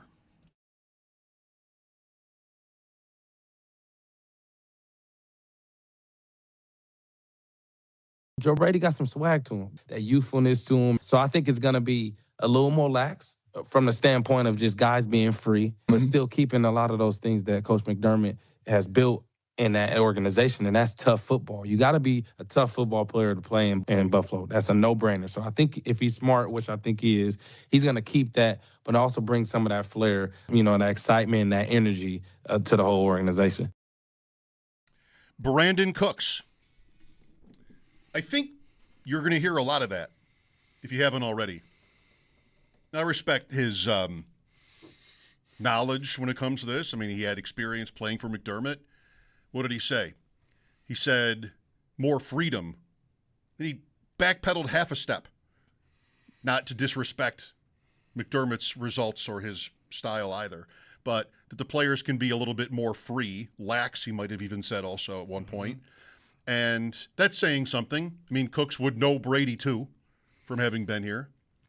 And you got to be tough to play here. Is that because of the weather or is that because of the fans? What would make playing for the Bills, in particular, like a certain toughness you need? I feel like my guess would be that's conditions you play in sometimes. It's a weather point? Yeah. You got to be able to handle that. And there's a certain kind of toughness that, He might not say that about Dallas. Right. He played for Dallas, too. Right. Yeah. Yeah. Has anybody ever said that about Dallas in the last 25 years? Tough to play in Dallas. I think it could be tough to play there for other reasons. Yes. A lot of temptation. Right. Maybe not always teams held to the highest standards. Maybe mentally tough, too, to play in Buffalo because you don't have all the stuff that maybe you have in bigger markets. And so it takes the right personality to be able to deal with that. Like, you might miss the lights and whatever. So, it's not what you think of when you hear toughness, but mental toughness is a part of that. We don't have Buc-ee's. Is that what you mean? Right. That's what I mean. We don't have Walden Galleria shopping mall sized gas stations. With full menus. Yet. This Buc-ee's. Still be coming. Who knows? Have you been? Buc-ee's? Familiar? No, I don't believe I've been to Buc-ee's. Sheetz, which I think I recognize. Sheetz is no Buc-ee's, but it's the biggest gas station complex I've ever been in. There were touchscreen menus to order like 70 different kinds of food. Yep. At Sheetz, I was like, okay, I guess this is where we're eating tonight. Wawa. Right. Wawa is comparable. I was just in Delaware where they have Wawa. It's like Jersey, Delaware. Yeah. Eastern Pennsylvania is Wawa. I've hit some Western Wawa when the kids were little and we would go, out east to like Ocean City, that area. I went into a Wawa 9 days ago, on Sunday before their game started, the lacrosse tournament, and it was mobbed. Like 11 in the morning. A lot, like you go to Wegmans or something, and they're at the right time of day, and there's a line of people ordering subs. That's happening over there. Right. I mean, just like, wow. Wow. There's a lot happening. That's what I wanted to call it. Right. But Buc-ee's is apparently a level up. And I have never been. I've seen them. My family went to Texas a couple of weeks ago and went to Buc-ee's like it was oxygen. Like kids had to go to Buc-ee's. Like you go to Graceland when you're in Memphis. Yes, and you go to Buc-ee's when you're with Buc-ee's. Right. You guys have to go. I'd argue you have not lived until you've gone to Buc-ee's. It's not nearby. I mean, what would be the closest Buc-ee's? No. West Virginia, if that? Yeah, I don't even know. So they went to Buc-ee's, and then I got to hear all about that on the phone, what Buc-ee's was like. And then the next day, you call every day. How's it going? What are you guys doing? We're going to Buc-ee's again. Can't get enough. We're going back to Buc-ee's. Back-to-back Buc-ee's. And we don't even need gas. No, they didn't even need gas. They didn't even have a car. They were just walking to That's Buc-ee's. right. It was not about gas. Pilgrimage to Buc-ee's on foot. Yes. Yeah, no, I don't. I don't road trip enough anymore. I don't know. I haven't had a 10-hour drive in a while. I miss that. I always say the same thing. I love the long road trip, but I'm starting to feel my age a little bit. Mm-hmm.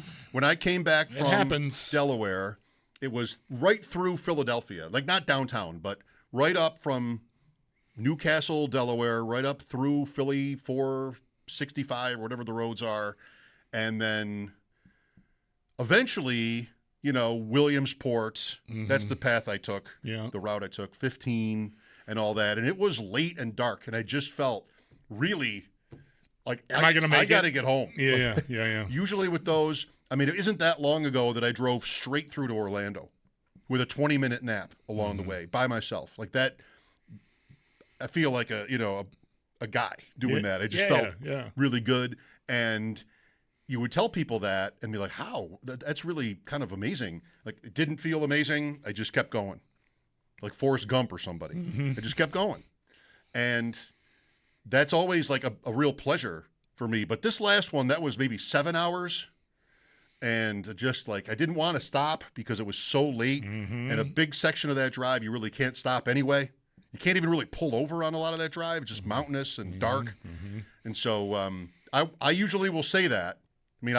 You're talking about not having done one in a long time. I usually would tell you just I can't wait to do the next one. I even thought about driving to Texas that week just for a couple days, which would have been insane. That would have been insane, yes. But I could have gone to Buc-ee's. Well, you would have had that. You could never take that away from you. I'm not doing that for Buc-ee's. No. No matter what's been said. No matter the hype. That would be a lot, yeah.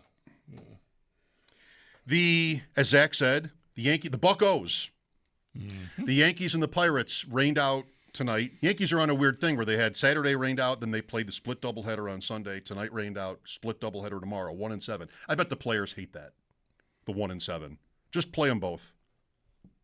Would you want? Yeah, I would rather get a break? I'd rather plow right into the other one. I already have all the stuff on. I bet everybody hates it. Like the stadium people have to clear the place out, right, and clean it up. Clean up, right, and just play the 2 games, but the team has to have that extra. The extra gate.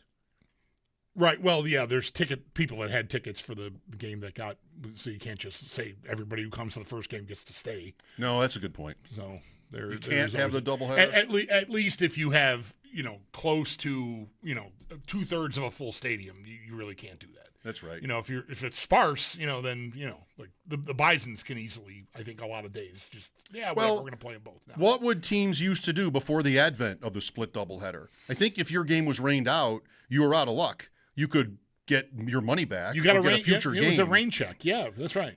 I think, but you couldn't just you couldn't pile in the next day. Right. I think that's correct. Yeah. The regularly scheduled game took precedence. Yeah. And then you would sometimes get 2. We had that with the Bisons over the years. Mm-hmm. Oh, it's a doubleheader. Cool. Great. Didn't even know. Yeah. And we're totally not, No, right. Right, Mom? We're not staying for the whole thing. They might not even have played 7 innings in Back those then. days. Yeah, I think they might have been 9-inning games. That might be right. Max Scherzer pitches for the Bisons tomorrow, 105. He turns 42 next week. I was telling you earlier, I wonder what he does today. Why did you ask him? Or tonight. Is he here? Like, is he in the dugout for the game tonight in a uniform? Or no? Or is he still in Toronto? Like, I would think he's pitching tomorrow afternoon, that he's in town tonight to sleep tonight. Like, I don't think you'd want to, even if someone's driving you, talking about road trips, I mean, not a very cumbersome one, but still, sitting in a car for 90 minutes to 2 hours, and then, what, you're going to get here at 10 or 11 in the morning and then go pitch? That doesn't seem like that doesn't seem like highly trained athlete behavior to me. So he's probably in some, cozy hotel, after dinner time tonight at the latest, I'd say. Yep. But that said, I don't know that he's not, because he's on a rehab assignment, that he's not like in a uniform sitting in the dugout or out in the bullpen with the other pitchers or something. Like, I don't know. This is it for him. 42 next week. This is it. Yeah. Like Votto. Didn't Votto come to Buffalo? And then retired. And like he retired while he was here. Yeah. I mean, Scherzer. In fact, he recorded a video, I think, in the parking lot out beyond the party deck in right field. Okay. Votto, when he announced his retirement. I mean, he's, again, almost 42. This year in Toronto, he's got 6 starts. His ERA is over 10. So maybe tomorrow's like a big day for him. Yeah. Right? I don't know. I haven't read on him to know like sort of where he thinks he's at. Mm-hmm. Sometimes guys like this think they're just really close. But, Verlander and Scherzer kind of line up together over the years. Mm-hmm. Verlander said, this is going to be it for me. He's back with Detroit. Was at the All-Star game, I think. I think I saw him there. But anyway, I don't know. Coming up on 3,000 innings. He's 15 innings away from 3,000 innings, if that matters to him. Toronto's going nowhere. I don't know if he could be a trade piece. The Gossman pitches tonight. They're bad. Like, they could dump guys. It'd be next week, and this could be that's right. that yeah, for the the trade Blue deadline Jays. is coming up. That's right. But I don't know if Scherzer has enough. Like, this could be a really interesting day tomorrow. If he's good, he's back up there. Maybe he gets a start up there. It's like a showcase, and he could be moved. Or if it's not, I don't know what I don't have this one. It just sort of feels like he might be tomorrow at that could point. be big. Yeah. Tomorrow could be big against Rochester, by the way, 1:00. Mike Schopp and the Bulldog here. Back to the Bills after a break. This is WGR.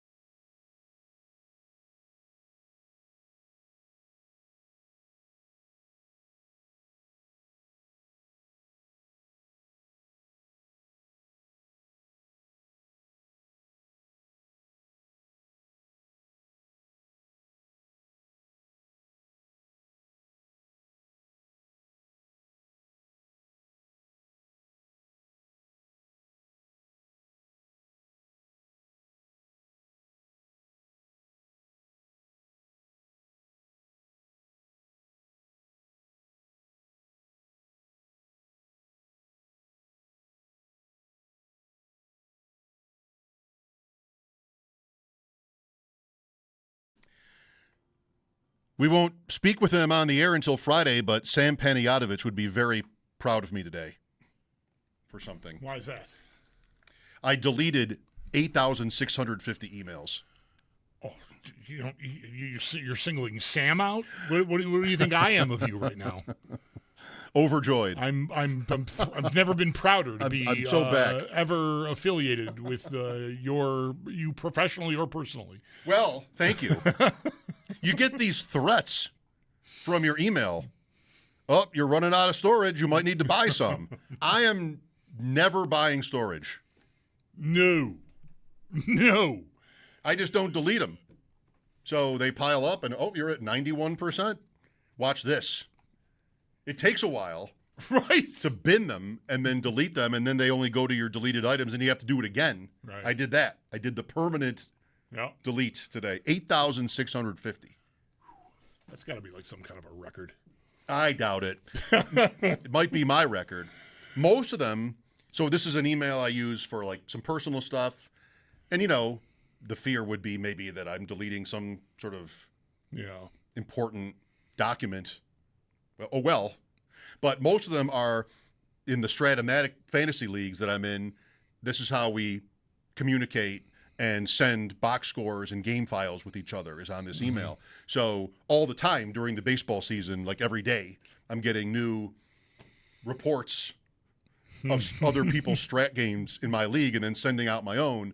And I rarely even open them. I'll just look at them. Maybe if my team is good, who won in this series, I might do that, but I hardly ever will read them.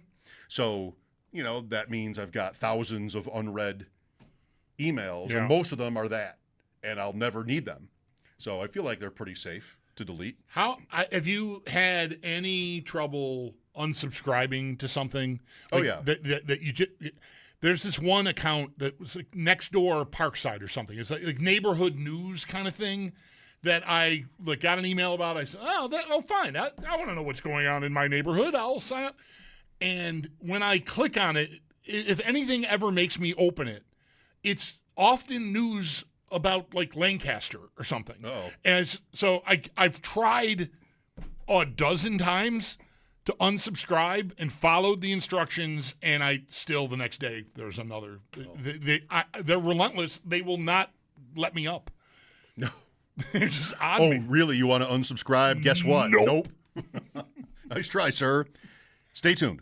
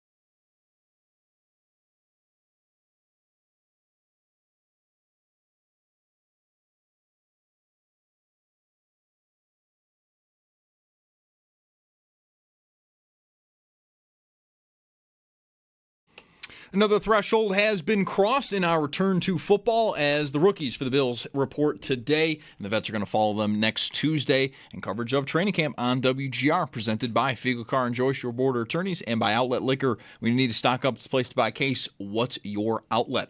Other teams' rookies reporting today do include the Panthers, the Texans, and the Dolphins. And speaking of Miami, they have had themselves a busy day. They lock in All-Pro linebacker Jordan Brooks to a 3-year, $51.3 million extension. $35 million of that is guaranteed, and they have placed wide receiver Chris Bell on the active non-football injury list. Bell is recovering from a torn ACL. He suffered that, though, in college at Louisville in December, and that is why he is on the active non-football injury list, as he was not in the NFL yet. Then in baseball, Blue Jays host Tampa at 7:07. At 7:10, the Red Sox go for win number 15 in a row. That would tie a club record for the all-time win streak. They host the Orioles tonight. Mets are at Milwaukee, at 7:40. And then Yankees-Pirates. That one has been postponed due to sustained inclement weather. It's going to be made up as a doubleheader tomorrow. While for the Bisons, they're home tonight versus Rochester. That one getting going just after 6:35. It's your Paddock Chevrolet Sports Update. Paddock Chevrolet with you for the extra mile since 1935. I'm Zach Jones for Western New York's Voice of the Fan, WGR.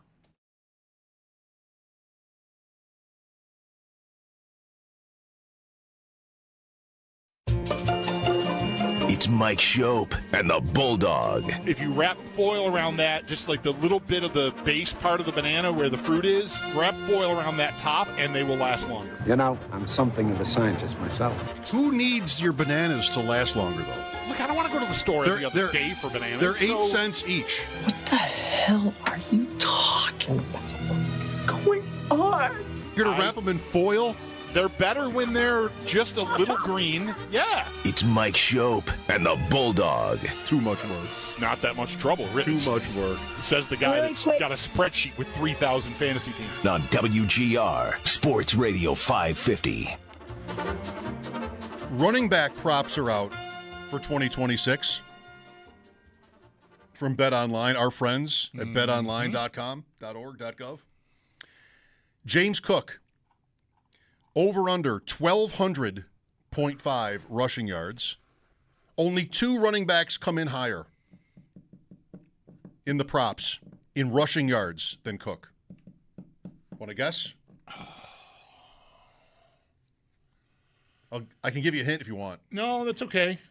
I feel like you're telling me Gibbs isn't one of them. Because of the distinction about rushing. You said... Am I?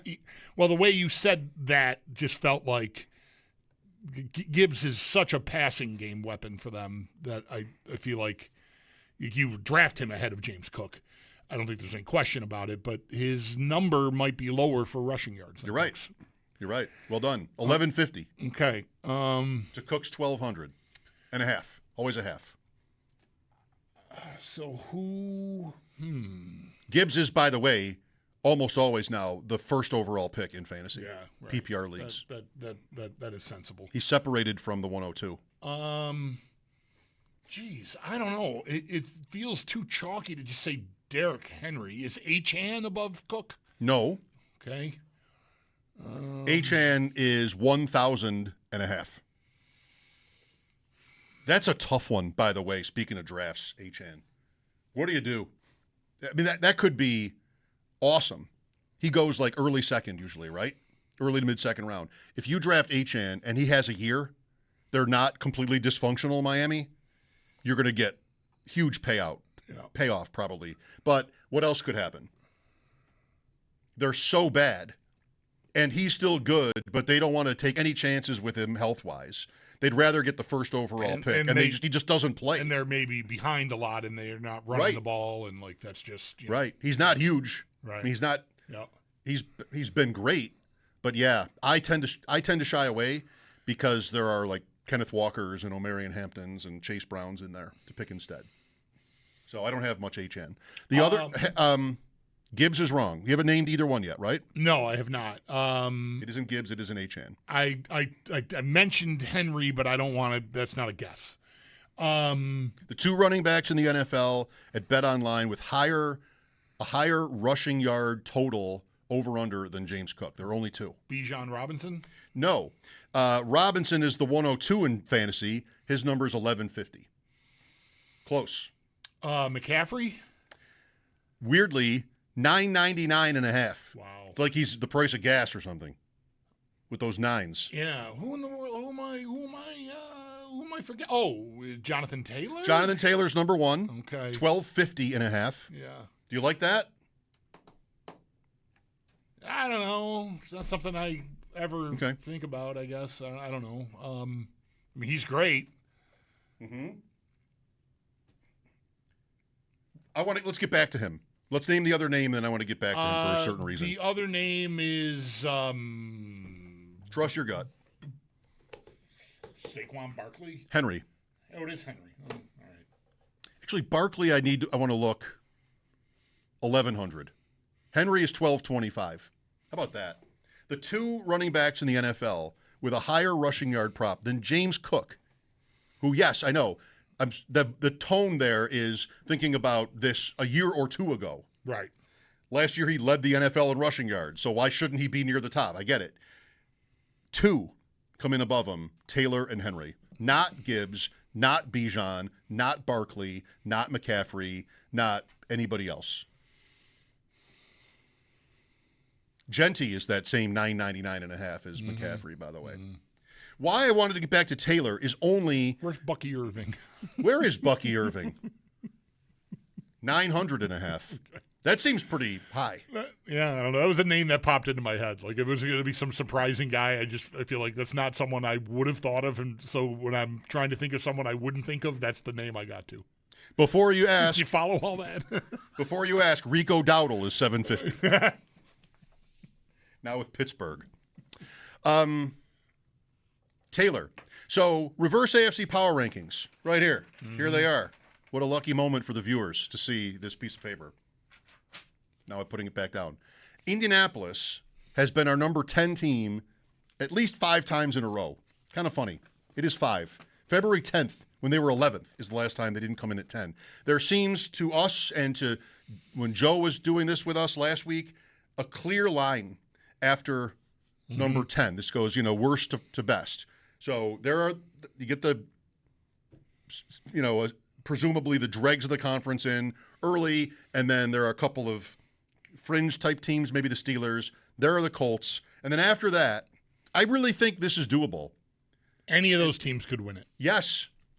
Anybody who wants to try on an argument either for or against any of the 9 teams, 9-1 in our rankings, is welcome to do it. Because we get to 9, and we're all just kind of stumped. Right, who to put next? Because there's a lot of, I think, parity there. I went New England, which I'm not even sure I could defend. Right. Well, I was. We sat with it for a few minutes, and I was thinking, I like this. Yeah, let's ding them. And then you started. Talking. Right. You talked some more Oh, no. about, their team and the players that are on it and will be wearing their uniform this year. I'm like, yeah, they're not going backwards. They've got A.J. Brown. I know the schedule. I know. But, I think they'll be pretty close to, 11-win type team. I think that's their floor. And maybe that is their ceiling too. I don't know. It might be the Bills' floor and ceiling. 11.5 would be a really hard over-under for me for those teams. And really, I think almost any team in the conference. Is that what they are, maybe? Or are they 10.5? I feel like 11.5 is what I heard the Bills' number was last time I talked about it. But yeah, what you just said, I agree with. I'm always like this. But going 12 or higher is tough. Right. I mean, I've said for years, 12 is a great year. You get 12 wins out of 17 games. I liked it more when it was still 16, but whatever. I think it still holds. You've had a great year. So if your number is at 11.5, boy, I have a hard time, especially this year, because I do think. I've been making this point to everybody that we talk to about how it feels very different And I mean, last year is why, because some teams arrived. New England arrived. Denver arrived. Not as just a decent team that could make the play. I mean, the Broncos were in the playoffs in Nick's rookie year 2 years ago. They lost here to the Bills in a wild card game. Kind of got killed, actually. But they arrived as a contender-level team last season, and so now they join in New England and Jacksonville and Houston and just go down the list. The Chargers, all these teams, they all seem – there's been enough attrition – to the Bills, Ravens, and Chiefs, and enough, positive about the rest that I just feel like, any of those 9 teams, I mean, to varying degrees, I can still stack them, but it's not easy, and it's just not obvious who's the cream of the crop anymore to me. There's just it's a lot muddier now. Totally. And it was interesting talking to Sal about this, too. Because the quarterback point, especially like Denver is a classic, pretty good example of this. Well, what is the quarterback worth? Well, I know you can't wait to hear Bulldog or me break down the merits of the Broncos linebacking depth chart or offensive line or something, but everybody just kind of says how stacked they are everywhere. But Nick's is just good. Mm-hmm. And I think Darnold and Seattle make for an interesting comp. And you know what happened there? Who was putting Sam Darnold on in the top half? Maybe. I mean, the year he had in Minnesota was pretty good. But going there this time last year, when can they protect him?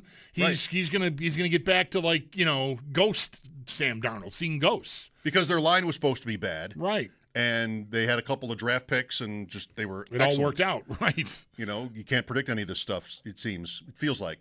But is that an outlier? Like, Seattle was in no way a fluke. I mean, absolutely not. I'm just saying that in case anybody thinks they were, because they hadn't been very good prior. Like that kind of team. And Darnold has a certain reputation, despite the great year in Minnesota the year prior. Wouldn't the Seahawks, would it have to be said, like, oh, well, just get to the second round, and that's a good year. That's big progress. Right, you have to learn how to win. I guess they didn't have to learn how to win. Was that the coach's first year there or second? I think second. Second, yeah, right, okay. I guess they just knew how to win. Or they just won. Right. More accurately, probably, they just won. Or that guy knew how to win, and he taught them all really quickly. Yes, right. So can you look at Seattle as an interesting – like Denver could be somewhat like Seattle. They almost were. Yeah. I mean, they were probably the Knicks injury away from playing them. Right, and who knows what happens. And who knows. Yeah. So I think that just serves to, in my mind, because I know I'm going to get home and I'm going to get hammered with how could you do that by my family, putting Denver 1. In my mind, it just serves to justify it because the quarterback is worth a ton and you're nowhere without him. But if he's good, you could be the Seahawks or you could be the Broncos. Mm-hmm. You could be the Eagles, even with Hurts. Not everybody thinks he's that good. So it's just, what am I saying? That it's not everything? I know. But it, to me, justifies Denver or would have justified Seattle if you bought into Darnold in the first place last year. Because any of these guys, a guy like Nick's, what's the other team you just mentioned here? It doesn't matter. Because Darnold, the way this sounds is like Seattle won. I don't want to say despite Darnold, but like he was only good enough to get by for them, and that's all they needed. But he was incredible against the Rams, right? Like Geno Smith is not having that game for you. I don't think.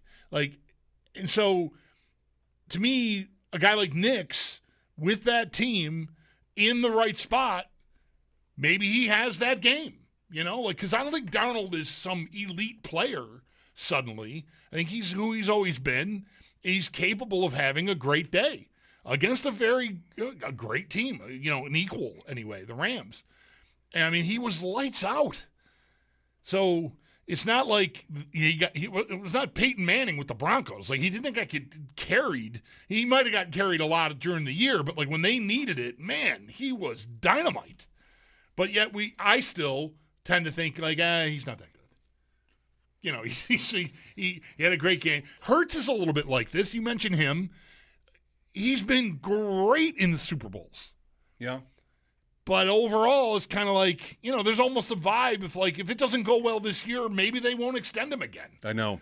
And that seems nuts if you just like isolate the Super Bowls. Like he's been, even the one they lost, he was great. On him quickly, on ADP chasing a few weeks ago, which will be tonight at 7:30, we all went around who's a quarterback that could get benched, and I picked him.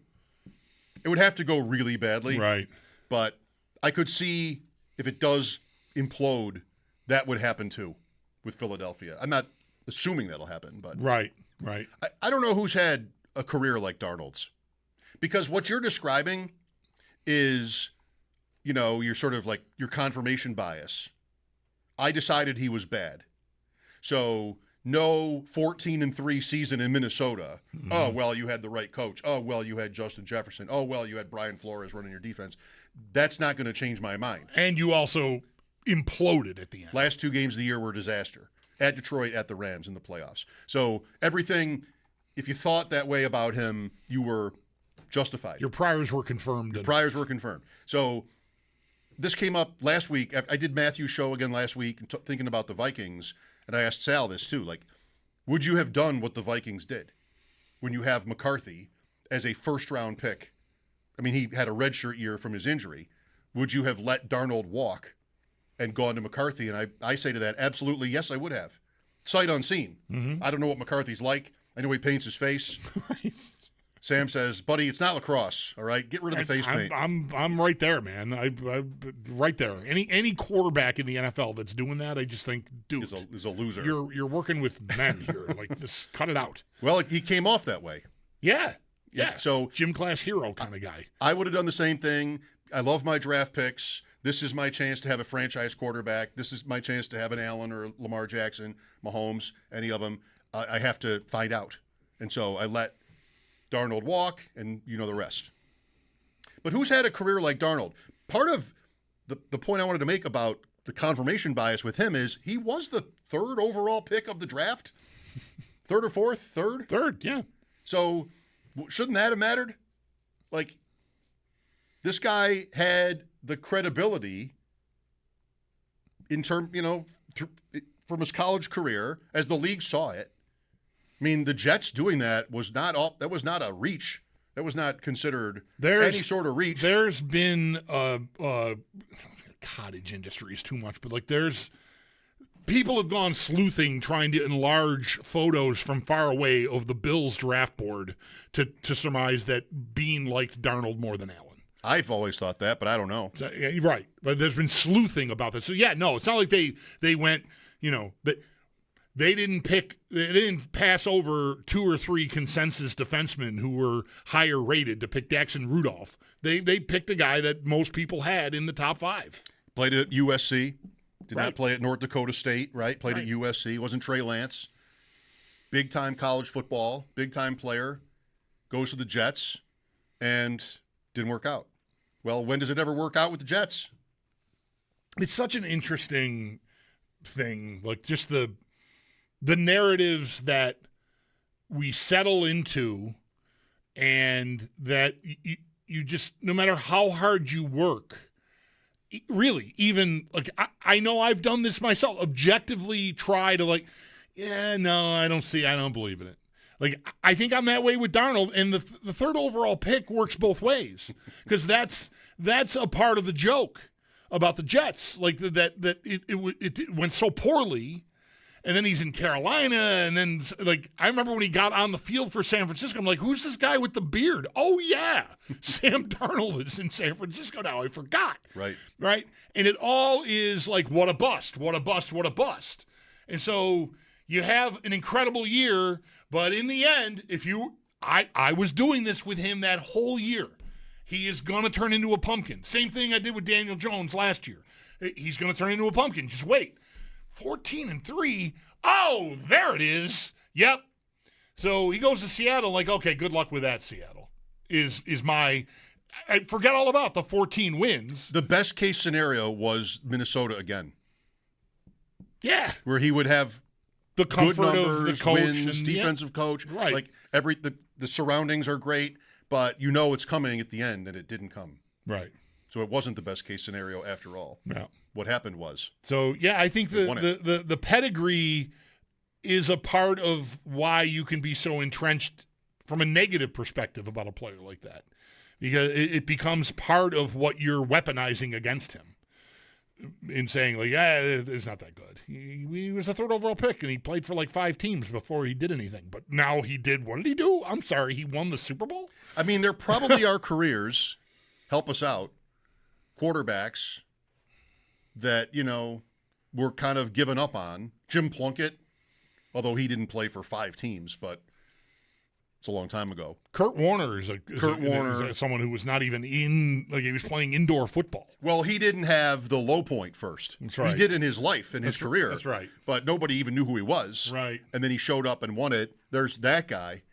There are those examples. But not only did Darnold win a Super Bowl, impressively, if that needs to be said, on his 5th team, but he did it at 28 years old.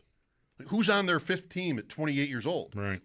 I think maybe you have to be drafted high to have any chance at that path. If you're not drafted high, you're not getting, any playing time anyway. Chances. Yeah, maybe with 5 teams. Yeah. Maybe just like if you're there and somebody gets hurt, and he did it after the Minnesota year, which was outstanding. And it still wasn't enough for Minnesota. That's a tough one to live with. I don't know if it's Ryan O'Reilly and the Conn Smythe Trophy, but for Minnesota, right. Like they barely knew him. Yeah. But it went so badly for McCarthy and then so well for the guy they cut to be able to play him. Here's Mike with us. Hello.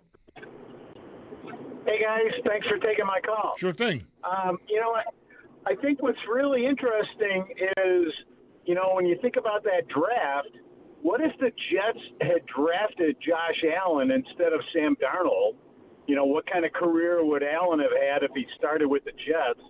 And then also, had the Jets taken Josh Allen and the Bills taken Sam Darnold, what would have happened with Darnold's career? Because, clearly the Jets have been a mess for many years. You gotta think that Josh Allen would have never become, the Josh Allen that we know now if he had been in New York, and would Darnold have had a much more successful career if he'd come to Buffalo? Well, the thing that also can be said here is the Bills were not much less of a mess than the Jets at that time.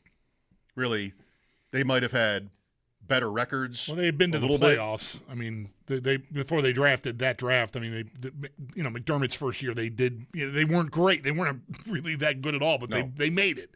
So there was that. But so they had the stability.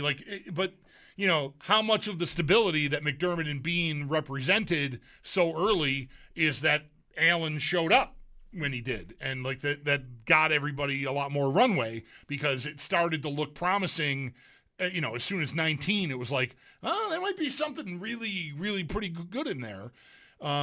So it's a little chicken and the egg, like who brought whom along. I have a very hard time imagining Allen being such a transcendent talent and personality that he could have overcome the dysfunction of the Jets. You think he could have? No, I'm saying I have a hard time believing he could have. Really? I really do. I can't imagine him being. I don't think Darnold is Allen bad. if he's here because he's not the athlete that Allen is. He's not the talent. He's just not the guy. But I don't know. It's a lot to me. For me, it would be a lot to assume that Allen would have just elevated everyone. I think the leadership, especially when he was young and sort of learning, I think they sheltered him just enough, and they had a good plan. And the Jets were a mess. It was Adam Gase and just nonsense. Yeah, it's Bowles first. And that's one thing that I said a lot in those years. You just really want your coach and new quarterback to come in together to line up. So, because Bowles was he'd already had 2 consecutive 5-11 seasons as I look at it. when Darnold was drafted. And then they good luck gave to him the third overall this. pick and said, go make this work. Yeah, like good luck to this when that's like you're already on the hot seat. Right. Day one. McDermott did what he did instead. Yeah. The playoff drought. So he wasn't entrenched, but he wasn't going anywhere. Right.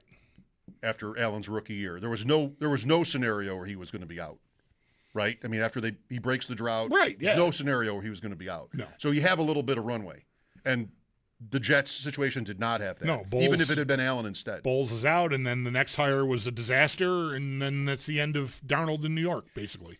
It's not always that, for me, that enjoyable to have conversations where you can't know the answer. But I love this. Yeah, I always love when this comes up. Just like, what really would have happened? I mean, yes, the drought had been broken, but Bulldog, I mean, the Bills were what kind of a franchise did they look like to be a team that could do that with their young quarterback? Like, they just never been able to do that.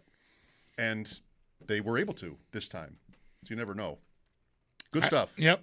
I think McDermott and Bean both deserve a lot of credit for the structure that they had in place early enough that helped Allen develop and grow and flourish. And yeah, I just have a hard time seeing him get over Todd Bowles and Adam Gase. I think it's a hard time seeing anybody get over. I don't think Josh Allen could do it. Who could do it? If Allen were a Jet, would the Jets have even one? Would they have at least one night game this year, as opposed to what they have, which is 0? 803-0550. Let's keep going. Mike Schopp and the Bulldog back after the update. This is WGR.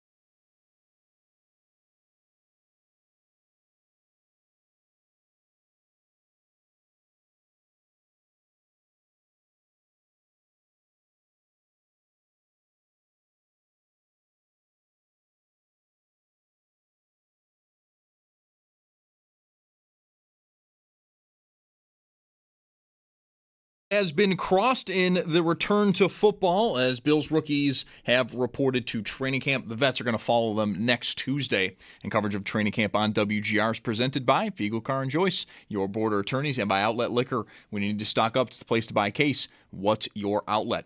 Other teams' rookies reporting today do include the Panthers, Texans, and Dolphins. And speaking of Miami, they had themselves a pretty busy day. They lock in All-Pro linebacker Jordan Brooks to a 3-year, $51.3 million extension with $35 million of that guaranteed. And they have placed rookie wide receiver Chris Bell on the active non-football injury list. Bell is recovering from a torn ACL he suffered in December while at Louisville.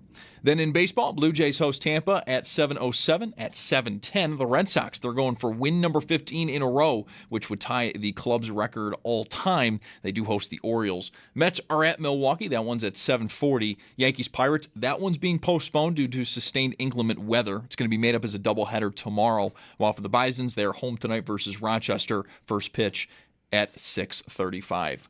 It's Paddock Chevrolet Sports Headlines. Paddock Chevrolet with you for the extra mile since 1935. I'm Zach Jones for Western New York's Voice of the Fan, WGR.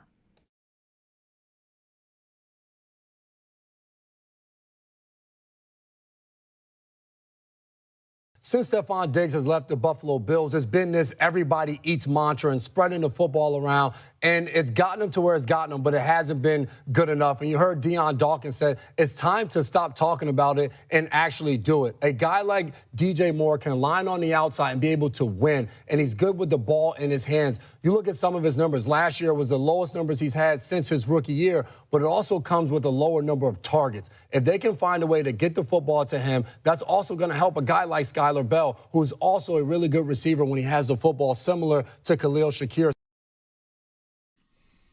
Okay. Jason McCourty. Mike Schopp and the Bulldog here. I'm disappointed for Bulldog that he missed last Wednesday in our chat with Ryan Paganetti. Is this guy yet? I mean, we follow different people. A lot of my stuff is fantasy, and I think he's in that space too. Is he just on your Twitter all the time, every day now?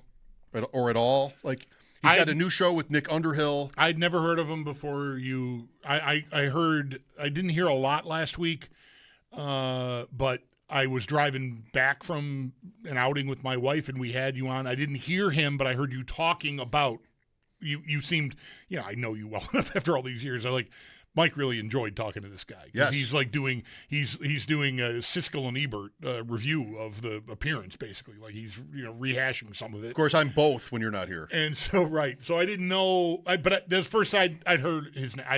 I'm not familiar with his work. I had never heard his name until like 4 days prior when I heard him on with Scott Barrett, who we've had on. Mm-hmm. And Scott was really taken with Ryan, too. He was a coach. He was an Eagles analytics director. You can call, Twitter refers to him on that area on the right where they can sometimes get stuff wrong, like former NFL coach, Ryan Peck. So he's all over my Twitter now. I think he's really grinding, and, the likes of Warren Sharp are using his stuff. Mm-hmm. And, I mean, Bulldog, he did, how many years of study was it? A dive on whether teams are more successful when their coach is in the booth or on the field, their play caller. And found that when it's offense, teams are better with their coach on the field. Really? And one reason being that they can have conversations with linemen and quarterback, and everybody's like not on the phone. But defense, it was the other way around. Not dramatically, but defenses did better when their play caller was upstairs. I am interested, even I might venture to say fascinated by that kind of work being done. I would find it so tedious to do myself. Oh, wow. Yes. I just could never, mad respect to anyone who does a deep dive on that. Like I just, that's work. Well, today, that is work. One of the things you might have heard me talking about after chatting with Ryan was the quarterback sneak stuff. Right. All left. And the Bills had run 70 straight quarterback sneaks to the left. And then they lost to Kansas City, maybe ironically and unfortunately on a play where he might have been deserving of the first down. But a story in that game was that the Chiefs seemed to find an antidote for that, because they did a good job on it. Someone saw that. I remember watching the game, and I think even saying to you, like, I wonder if they're going to be scared off it, because they got stuffed a couple times. So here's Ryan Paganetti today. Next time your favorite team faces first and goal at the 1, think about this. Since at least 2000, no NFL team has ever been stopped on 4 consecutive 1-yard sneaks within the same set of downs. In fact, no team has ever even been stopped on 3 consecutive sneaks within the same set of downs. We also searched, this is to your last point, we also searched over 1 million college football snaps and found no confirmed example of it happening there either. Now, I have a question. Am I remaining at the 1? Like, does this, obviously, if you're going to keep running sneaks, you're still at the 1-yard line. If you go back to the 2, right? From what I'm reading, that doesn't wreck it. Okay. My sneak until you score model projects a touchdown. By the second sneak, 87.8%. By the third, 96%. By the fourth, 99%. One Super Bowl winning head coach learned of this research and asked me, why would you ever do anything different? Maybe that's Doug Peterson. That was kind of his guy. He took him to Jacksonville too, but I don't know. If every team employed this strategy, he writes, the NFL could see more than 200 additional touchdowns on sneak calls this year alone. Not so much a Bills thing, because the Bills run their Allen stuff already. Like they do plenty of it, but they also don't. I can't think of a lot of sequences where they tried it 3 times in a row. Maybe that's largely because it usually works by the second time. That's that. Right. And, I mean, what do you think you usually see? Teams will not go back to it. Right. Because it's time to try something else. They will not run a quarterback sneak 3 or 4 times in a row. But you should, apparently. Mm-hmm. So that sounds like fun, doesn't it? We also looked up 1 million college football sequences and could not find one time when a team was stopped on 3 or 4 consecutive sneaks. Did not get a first down out of it or a touchdown. Good There's Lord. some entertainment. But, yeah, I mean, I'm really excited about this guy, and I hope that it just takes off for him, because I love this stuff. Yeah. And I think there's probably a lot more there. I would bet. It sure sounds like it.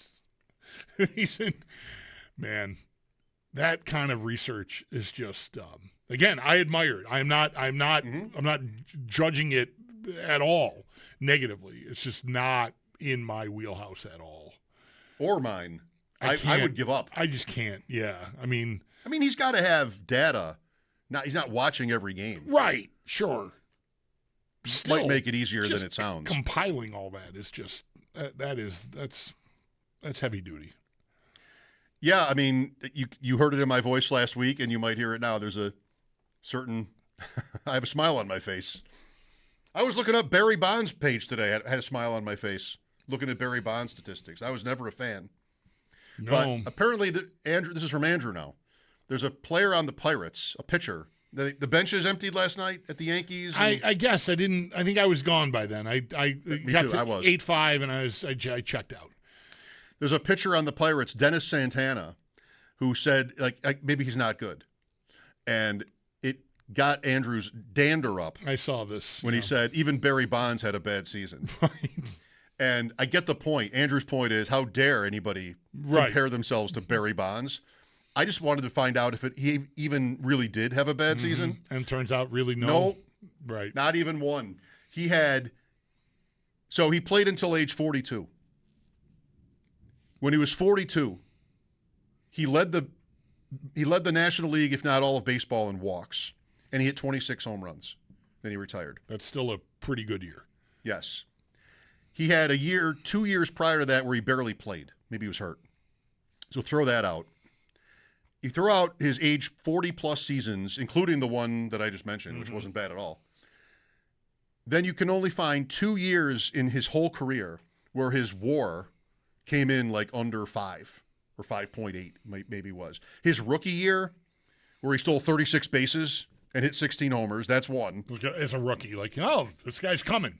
Either that's his worst season, 16 homers, 36 steals as a rookie, or another one, 99, I think was the year, where he hit tons of homers and just, I don't know if he didn't get on base as often or what it was, but there's no bad Barry Bonds season. Right. Unless you want to, hit him for being hurt most of one season, which doesn't seem fair. No. Or when he was 41 and 42 years old, in which case his seasons were still completely cromulent, fine, good. They just weren't Hall of Fame wheelhouse, like prime of your career years, but that's a good year. That's age 42 years, a good year. This Santana quote comes in as offensive on multiple levels. Right. How dare you, 1. 2, it's not even right. Right. He didn't actually ever have a bad season, Bonds. It's just so much fun for me to get on one of those pages and just, it's not riffing because I'm not actually doing anything but sitting and reading it. Mm-hmm. But, man, I just love it. Yastrzemski I did this with last week. I was texting you. You were like, why is he texting me all these random things about Carl Yastrzemski? I had to tell Bulldog in a text, this isn't going anywhere. Just be be told. Don't worry. He's not dead. I'm not. There's no big ending here. It's just some amazing stats about Yastrzemski, who was like one of your favorites. Yeah. Oh, yeah. Including, he's second all time in games. Does that seem right? Like, who would be second all time in games played behind Rose?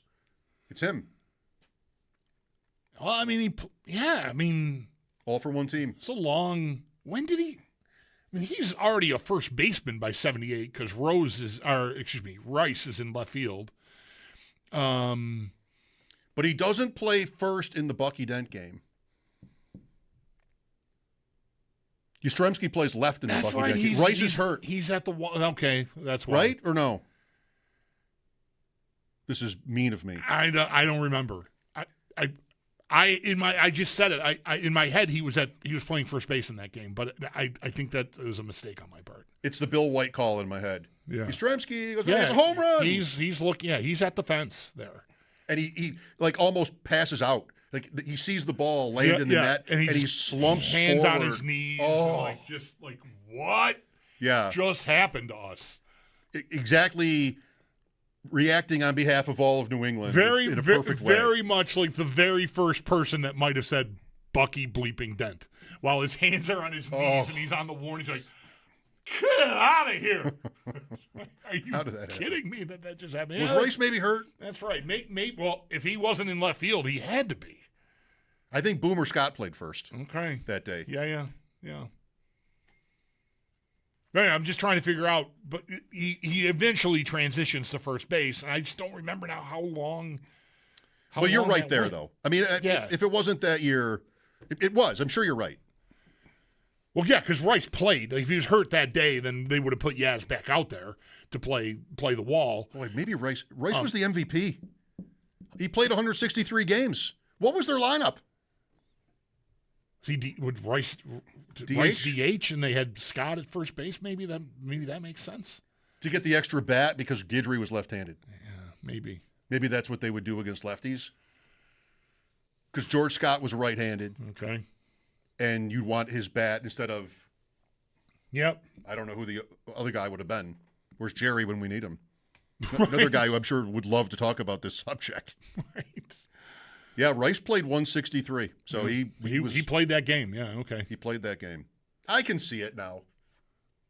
He might have got a hit in that late comeback attempt.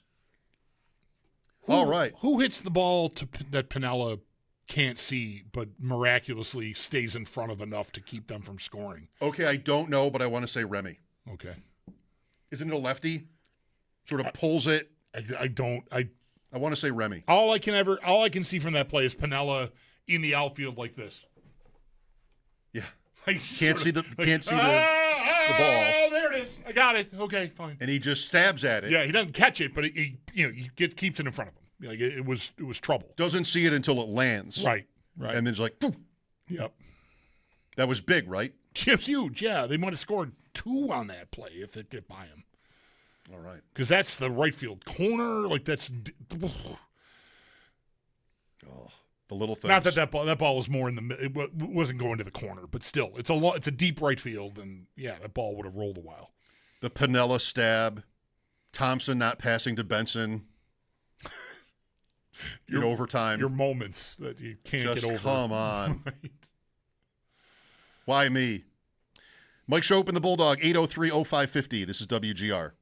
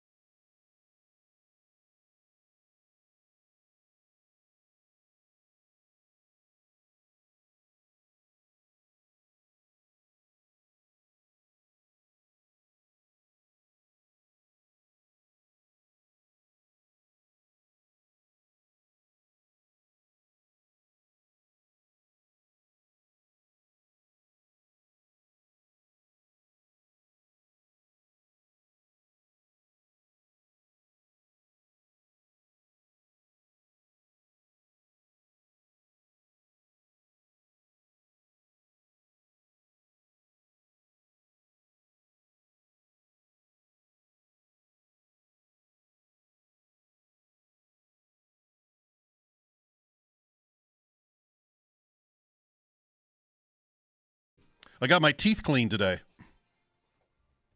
Good for you. It had been a year. There was an appointment that didn't happen because my hygienist was sick one day, and then like I'm just I'll get around it, rescheduling, and then eventually I do. A couple months later, like, you know what, I should get back in the groove, and the next available is like 3 months out. So it turned out to be like almost a year to the day since I've been there for another procedure, but since I had my teeth cleaned, I did well. Oh, good. I was just about ready to say, based on her kind of comments and just how the vibe I was getting, I was just about ready to say, you can say it. I haven't been here in a year and it shows. But before I could say it, she said, I got to tell you, your teeth look great. You're taking great care of your teeth. Which I wasn't really. Well, whatever. I don't want her to know that. Because I was about to be self-deprecating before she said, she actually said, wow, I'm surprised. Your teeth look great. And I'm like, how dare you? Why are you surprised? Why would you have to say you're surprised? Also, I thought it was funny that when I walked in to my appointment today, the song playing in the lobby, Pour Some Sugar on Me, Def Leppard. That's a great song for a dentist office. I would just, you can use this. Have a playlist where all the songs are about sugar and candy and gum and lollipops. Wouldn't that be sort of ice cream, inside baseball kind of ice cream? That works, yeah. Would anybody notice that why are all the songs that you play here about things that you're telling me I should not ever put in my mouth? Why would you do that? But that would be the genius of it. I see. I want candy, sex and candy. Good Ship Lollipop. Mercy Playground. Yep. Out of nowhere. Yep. Sugar. The I Archies. bet you go to the dentist and these are the songs, right? The Archies. You only heard, but you only heard the one. You didn't. Yeah, no. You didn't, they hadn't done that. You didn't sit long enough to know if that actually happened. They definitely didn't do that, but I gave them the idea. Oh, I see. As I'm giving now to everyone. Mike Schopp and the Bulldog. This is WGR.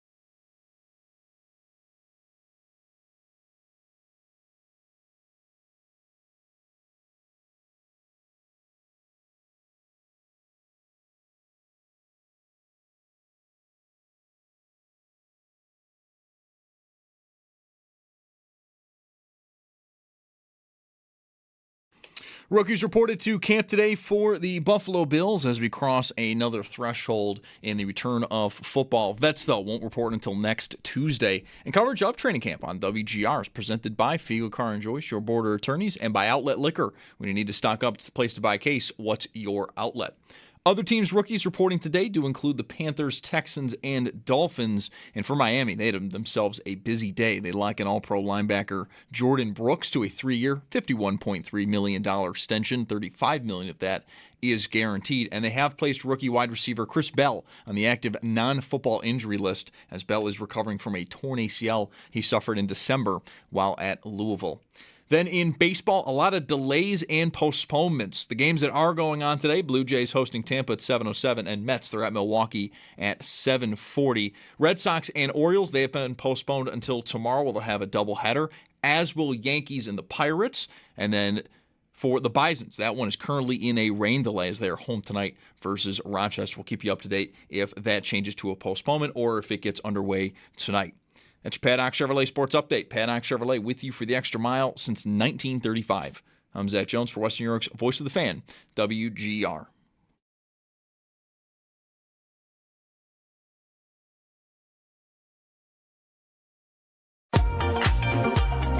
It's Mike Schopp. Hey, put a little. I never get this line out the first time. It's not even good. Hey, put a little bit more in there, cowboy. And the Bulldog. What's your degree in? Kicking ass and taking names. On WGR Sports Radio 550. Welcome back. One of the themes from today's show, the reverse AFC power rankings from earlier today and our reflections on them. I mean, it's a gift that keeps on giving, these power rankings, because you do it and then you can talk about them. You create the news, and then you report on it. That's how it works. So, win-win. Chargers 9. I got to be true to the show and do these in reverse order. Mm-hmm. Chargers 9, Chiefs 8, 7 Patriots, 6 Texans, 5 Ravens, 4 Bengals, 3 Bills, 2 Jaguars, 1 Broncos. How crazy would that sound the other way around, like 1 to 9 instead of 9 to 1? Denver 9, Jacksonville 8, Buffalo 7, Cincinnati 6, Baltimore the same 5, Houston 4, New England 3, Kansas City 2, Chargers 1. It would never be Chargers 1. No. But it could be Chargers 3. Yeah. It could be Chiefs 2. And I don't think it'd be crazy for the Bills to be 7. No? No. I think the whole 7. thing is it's so tight. It's so bunched up that I would listen to someone present the case. I think I wanted them at 5 or 6 today. Mm-hmm. So maybe I'm the one to make the case, but I mean, you know it. It's just, I think it's going to be it's a year where I think you just should have less certainty about your opinions about the AFC especially. I think it's been very easy for a number of years here to just have the big three and maybe the Bengals. They were up and down a little bit, but mostly down lately. I just think it's a lot more crowded now. There's just more. And it is interesting, like, there's a little bit of everything, right? Like, Herbert's been there a while, but now it's going to be year 3 with Harbaugh, or was Harbaugh's?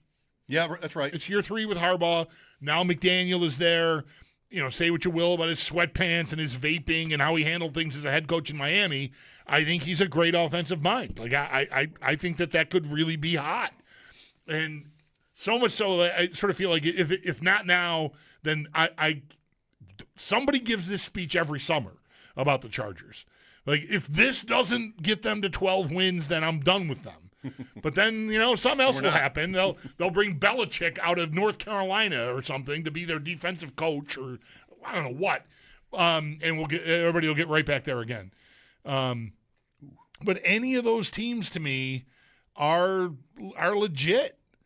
But they're all different. Like I said, I started saying there, I lost my train of thought for a second. Herbert has been around. He's the same draft as Tua. But can he reach a new height? Even if he doesn't, maybe just schematically, the overall is good enough. You've got New England with May. He's an MVP candidate in year 2. You've got Denver with Nix, and Nix is probably never going to be an MVP candidate, I might say, but like it's good enough. It works. So you got these teams that are doing it differently, right? Houston is all about defense, and they might just want Stroud to be just don't kill us, as he absolutely killed them in the playoffs. I mean, just killed them. Really interesting player this year. So, but they're in the same barrel, right? Trevor Lawrence, is he ascending to the top tier of quarterbacks? No, I think that would have happened by now. But he's good. He's good enough, I think. So it's not all just they've got a guy that's a rock star, There's room for guys that are just only in the top 10 or top 15 even, at least in the AFC. I looked up while you were talking to see if maybe Bo Nix got any MVP interest last year. He did not get any votes. But, they won 14 games, right? Yeah. I mean, I suppose there's a world out there where he throws for 4,500 yards and runs for 300 or 400 and 8 or 10 touchdowns or something, and they are the 1 seed, and maybe everybody, no one else really challenges, and so he ends up being the guy, but I just don't think the talent. I don't think he's a guy that can elevate to that level. Even if Peyton wanted to lean into it, I think Peyton is maybe smart enough not to lean that. Ask the guy to play a certain way.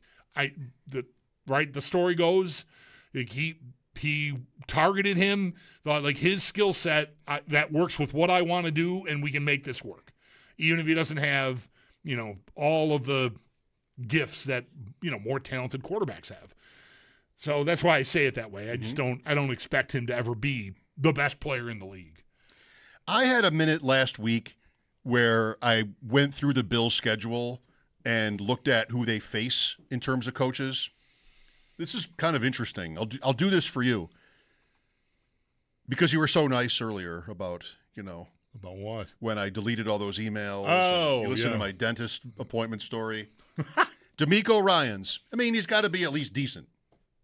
Sure. Campbell. Our king. Right. Harbaugh. Legend. Vrabel.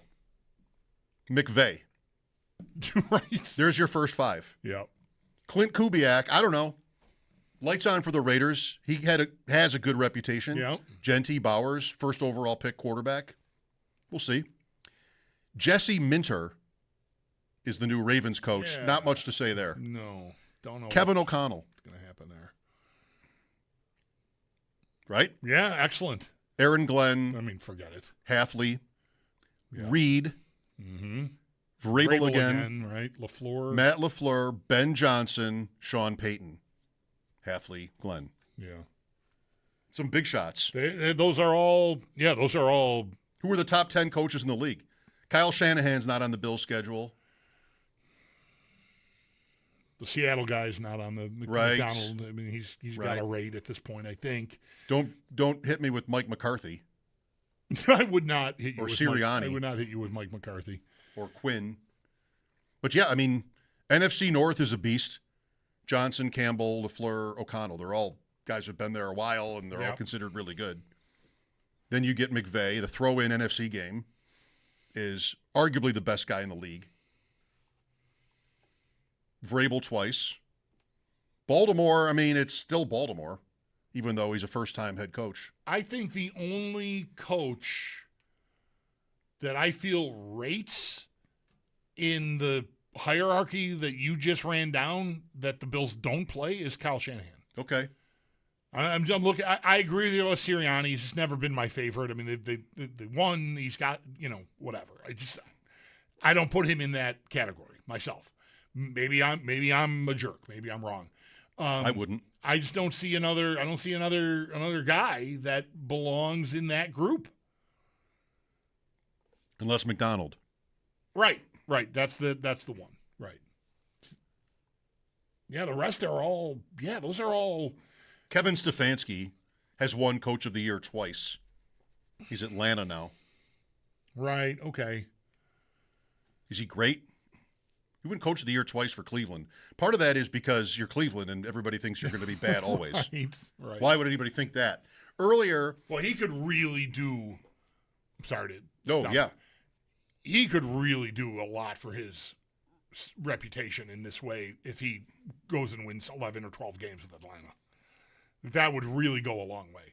Because they're not the Browns, but they're not much, their profile is not much greater. I mean, I know the Super Bowl with Matt Ryan in 28-3, whatever. So they've been successful more recently than the Browns, but they're maybe the Browns of the South. I don't know. There's nothing there. There's no history really. There's nothing to this great era.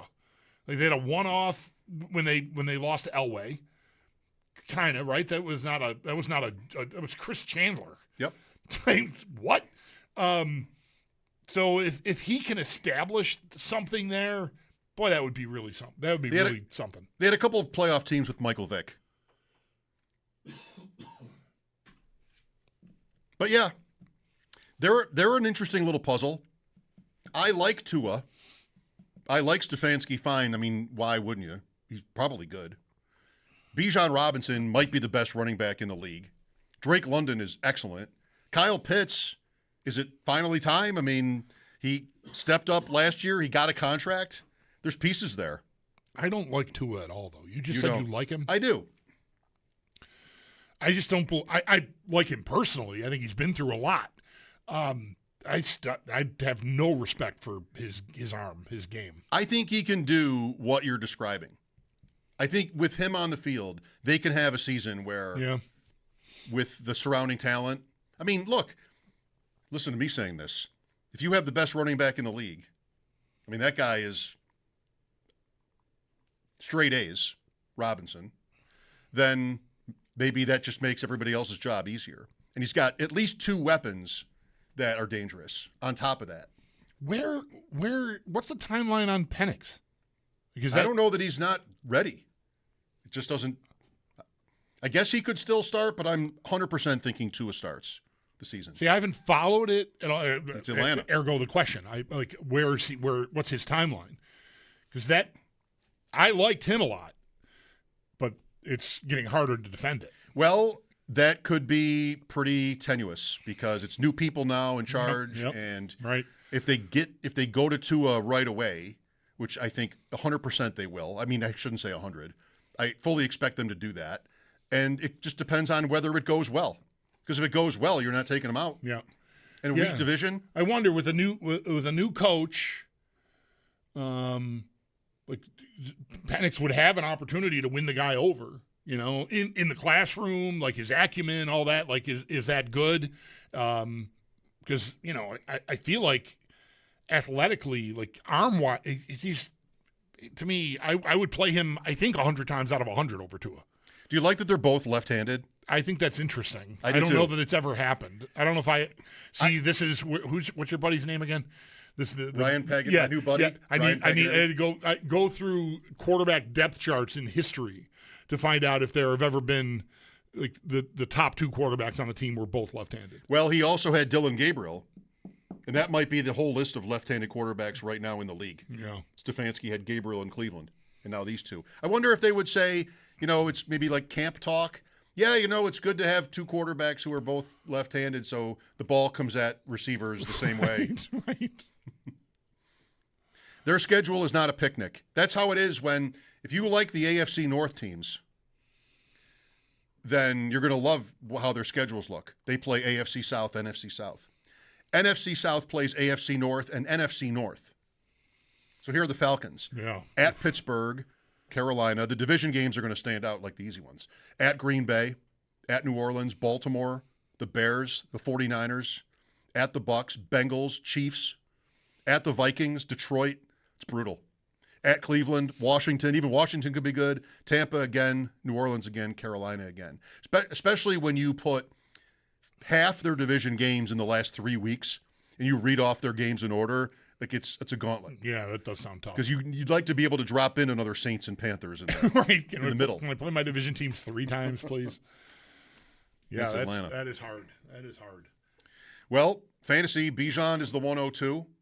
London is mid-second. That's nice. Kyle Pitts is like tight end 6. Still a little bit of – it's not on spec with him. There are people that are just completely exhausted about Kyle Pitts, but I'm not. I think he's he's one of my favorite tight end plays on the board this year is Pitts. There's obviously a ton of talent in there, and they paid him, so maybe the new coach will feel compelled to feed him, and maybe that'll work. Last year, so let's see, July 21st is today. Here were the bottom teams on the reverse AFC power rankings last year. You looking at the rain? I'm walking out with that box later. I have a box of cards in here, and I'm trying to time it horrid so I can take it to the car. During the last break, I was looking out the window trying to figure out if you should make a run for it right then. Maybe. Anyway, sorry. You read my eyes in my face. Yeah, you laughed. Yeah. I don't know if this is interesting, but let's take August 19th. One of the last ones, if not the last one we did before the season started. The top 2 teams, or bottom 2, 1 and 2 in our rankings, both missed. Kansas City and Baltimore. Cincinnati was 5. So I guess we missed on Kansas City, Baltimore, and Cincinnati. We were not alone. 3 of the top 5 last year, yeah. Right. We were not alone. 3 Bills, 4 Broncos. We liked the Broncos, at least in terms of this thing, before the season. They had, like you mentioned, they had been to the playoffs. They lost here. The roster was already good last year, and it's probably better now. 6 Chargers, 7 Texans, 8 Pittsburgh, 9 Jacksonville, 10 New England. New England went to 12 on September 5th. They lost their opener to the Raiders. Right. At home. Oh, and we were laughing. Those were it was funny. Those were good times. Yes. And they came here and passed us and never looked back. That's right. Somebody always does. Pretty much what happens. Seems like somebody always does that. This is how it went. And this year, maybe the Bengals are going to be that team, if not the Ravens. But the schedule point. Yeah, I'm big time on. I like them a lot, the Bengals. When I hear them get talked about, it feels like no one remembers that they traded for Dexter Lawrence, who I know he's just a defensive tackle, but still, like it's got to lift their defense some, I think. Plus, there's the randomness of the defense, all that. Like I feel like it's been too easy to just settle for too many years. Their defense is terrible. The defense is terrible. I don't know. I mean, I'm not studying their depth chart. Time to get to work. I just don't.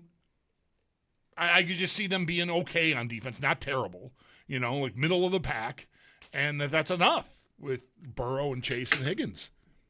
What in the world was that? Is that you? Yeah, I don't know. I didn't touch anything. No. Oh, I had some little figurine propped up and it fell. A figurine? Yeah. There's these little glass. Oh, those figurines. There's these little glass buffaloes in here, and I like to put them I see one over there. Weird little places.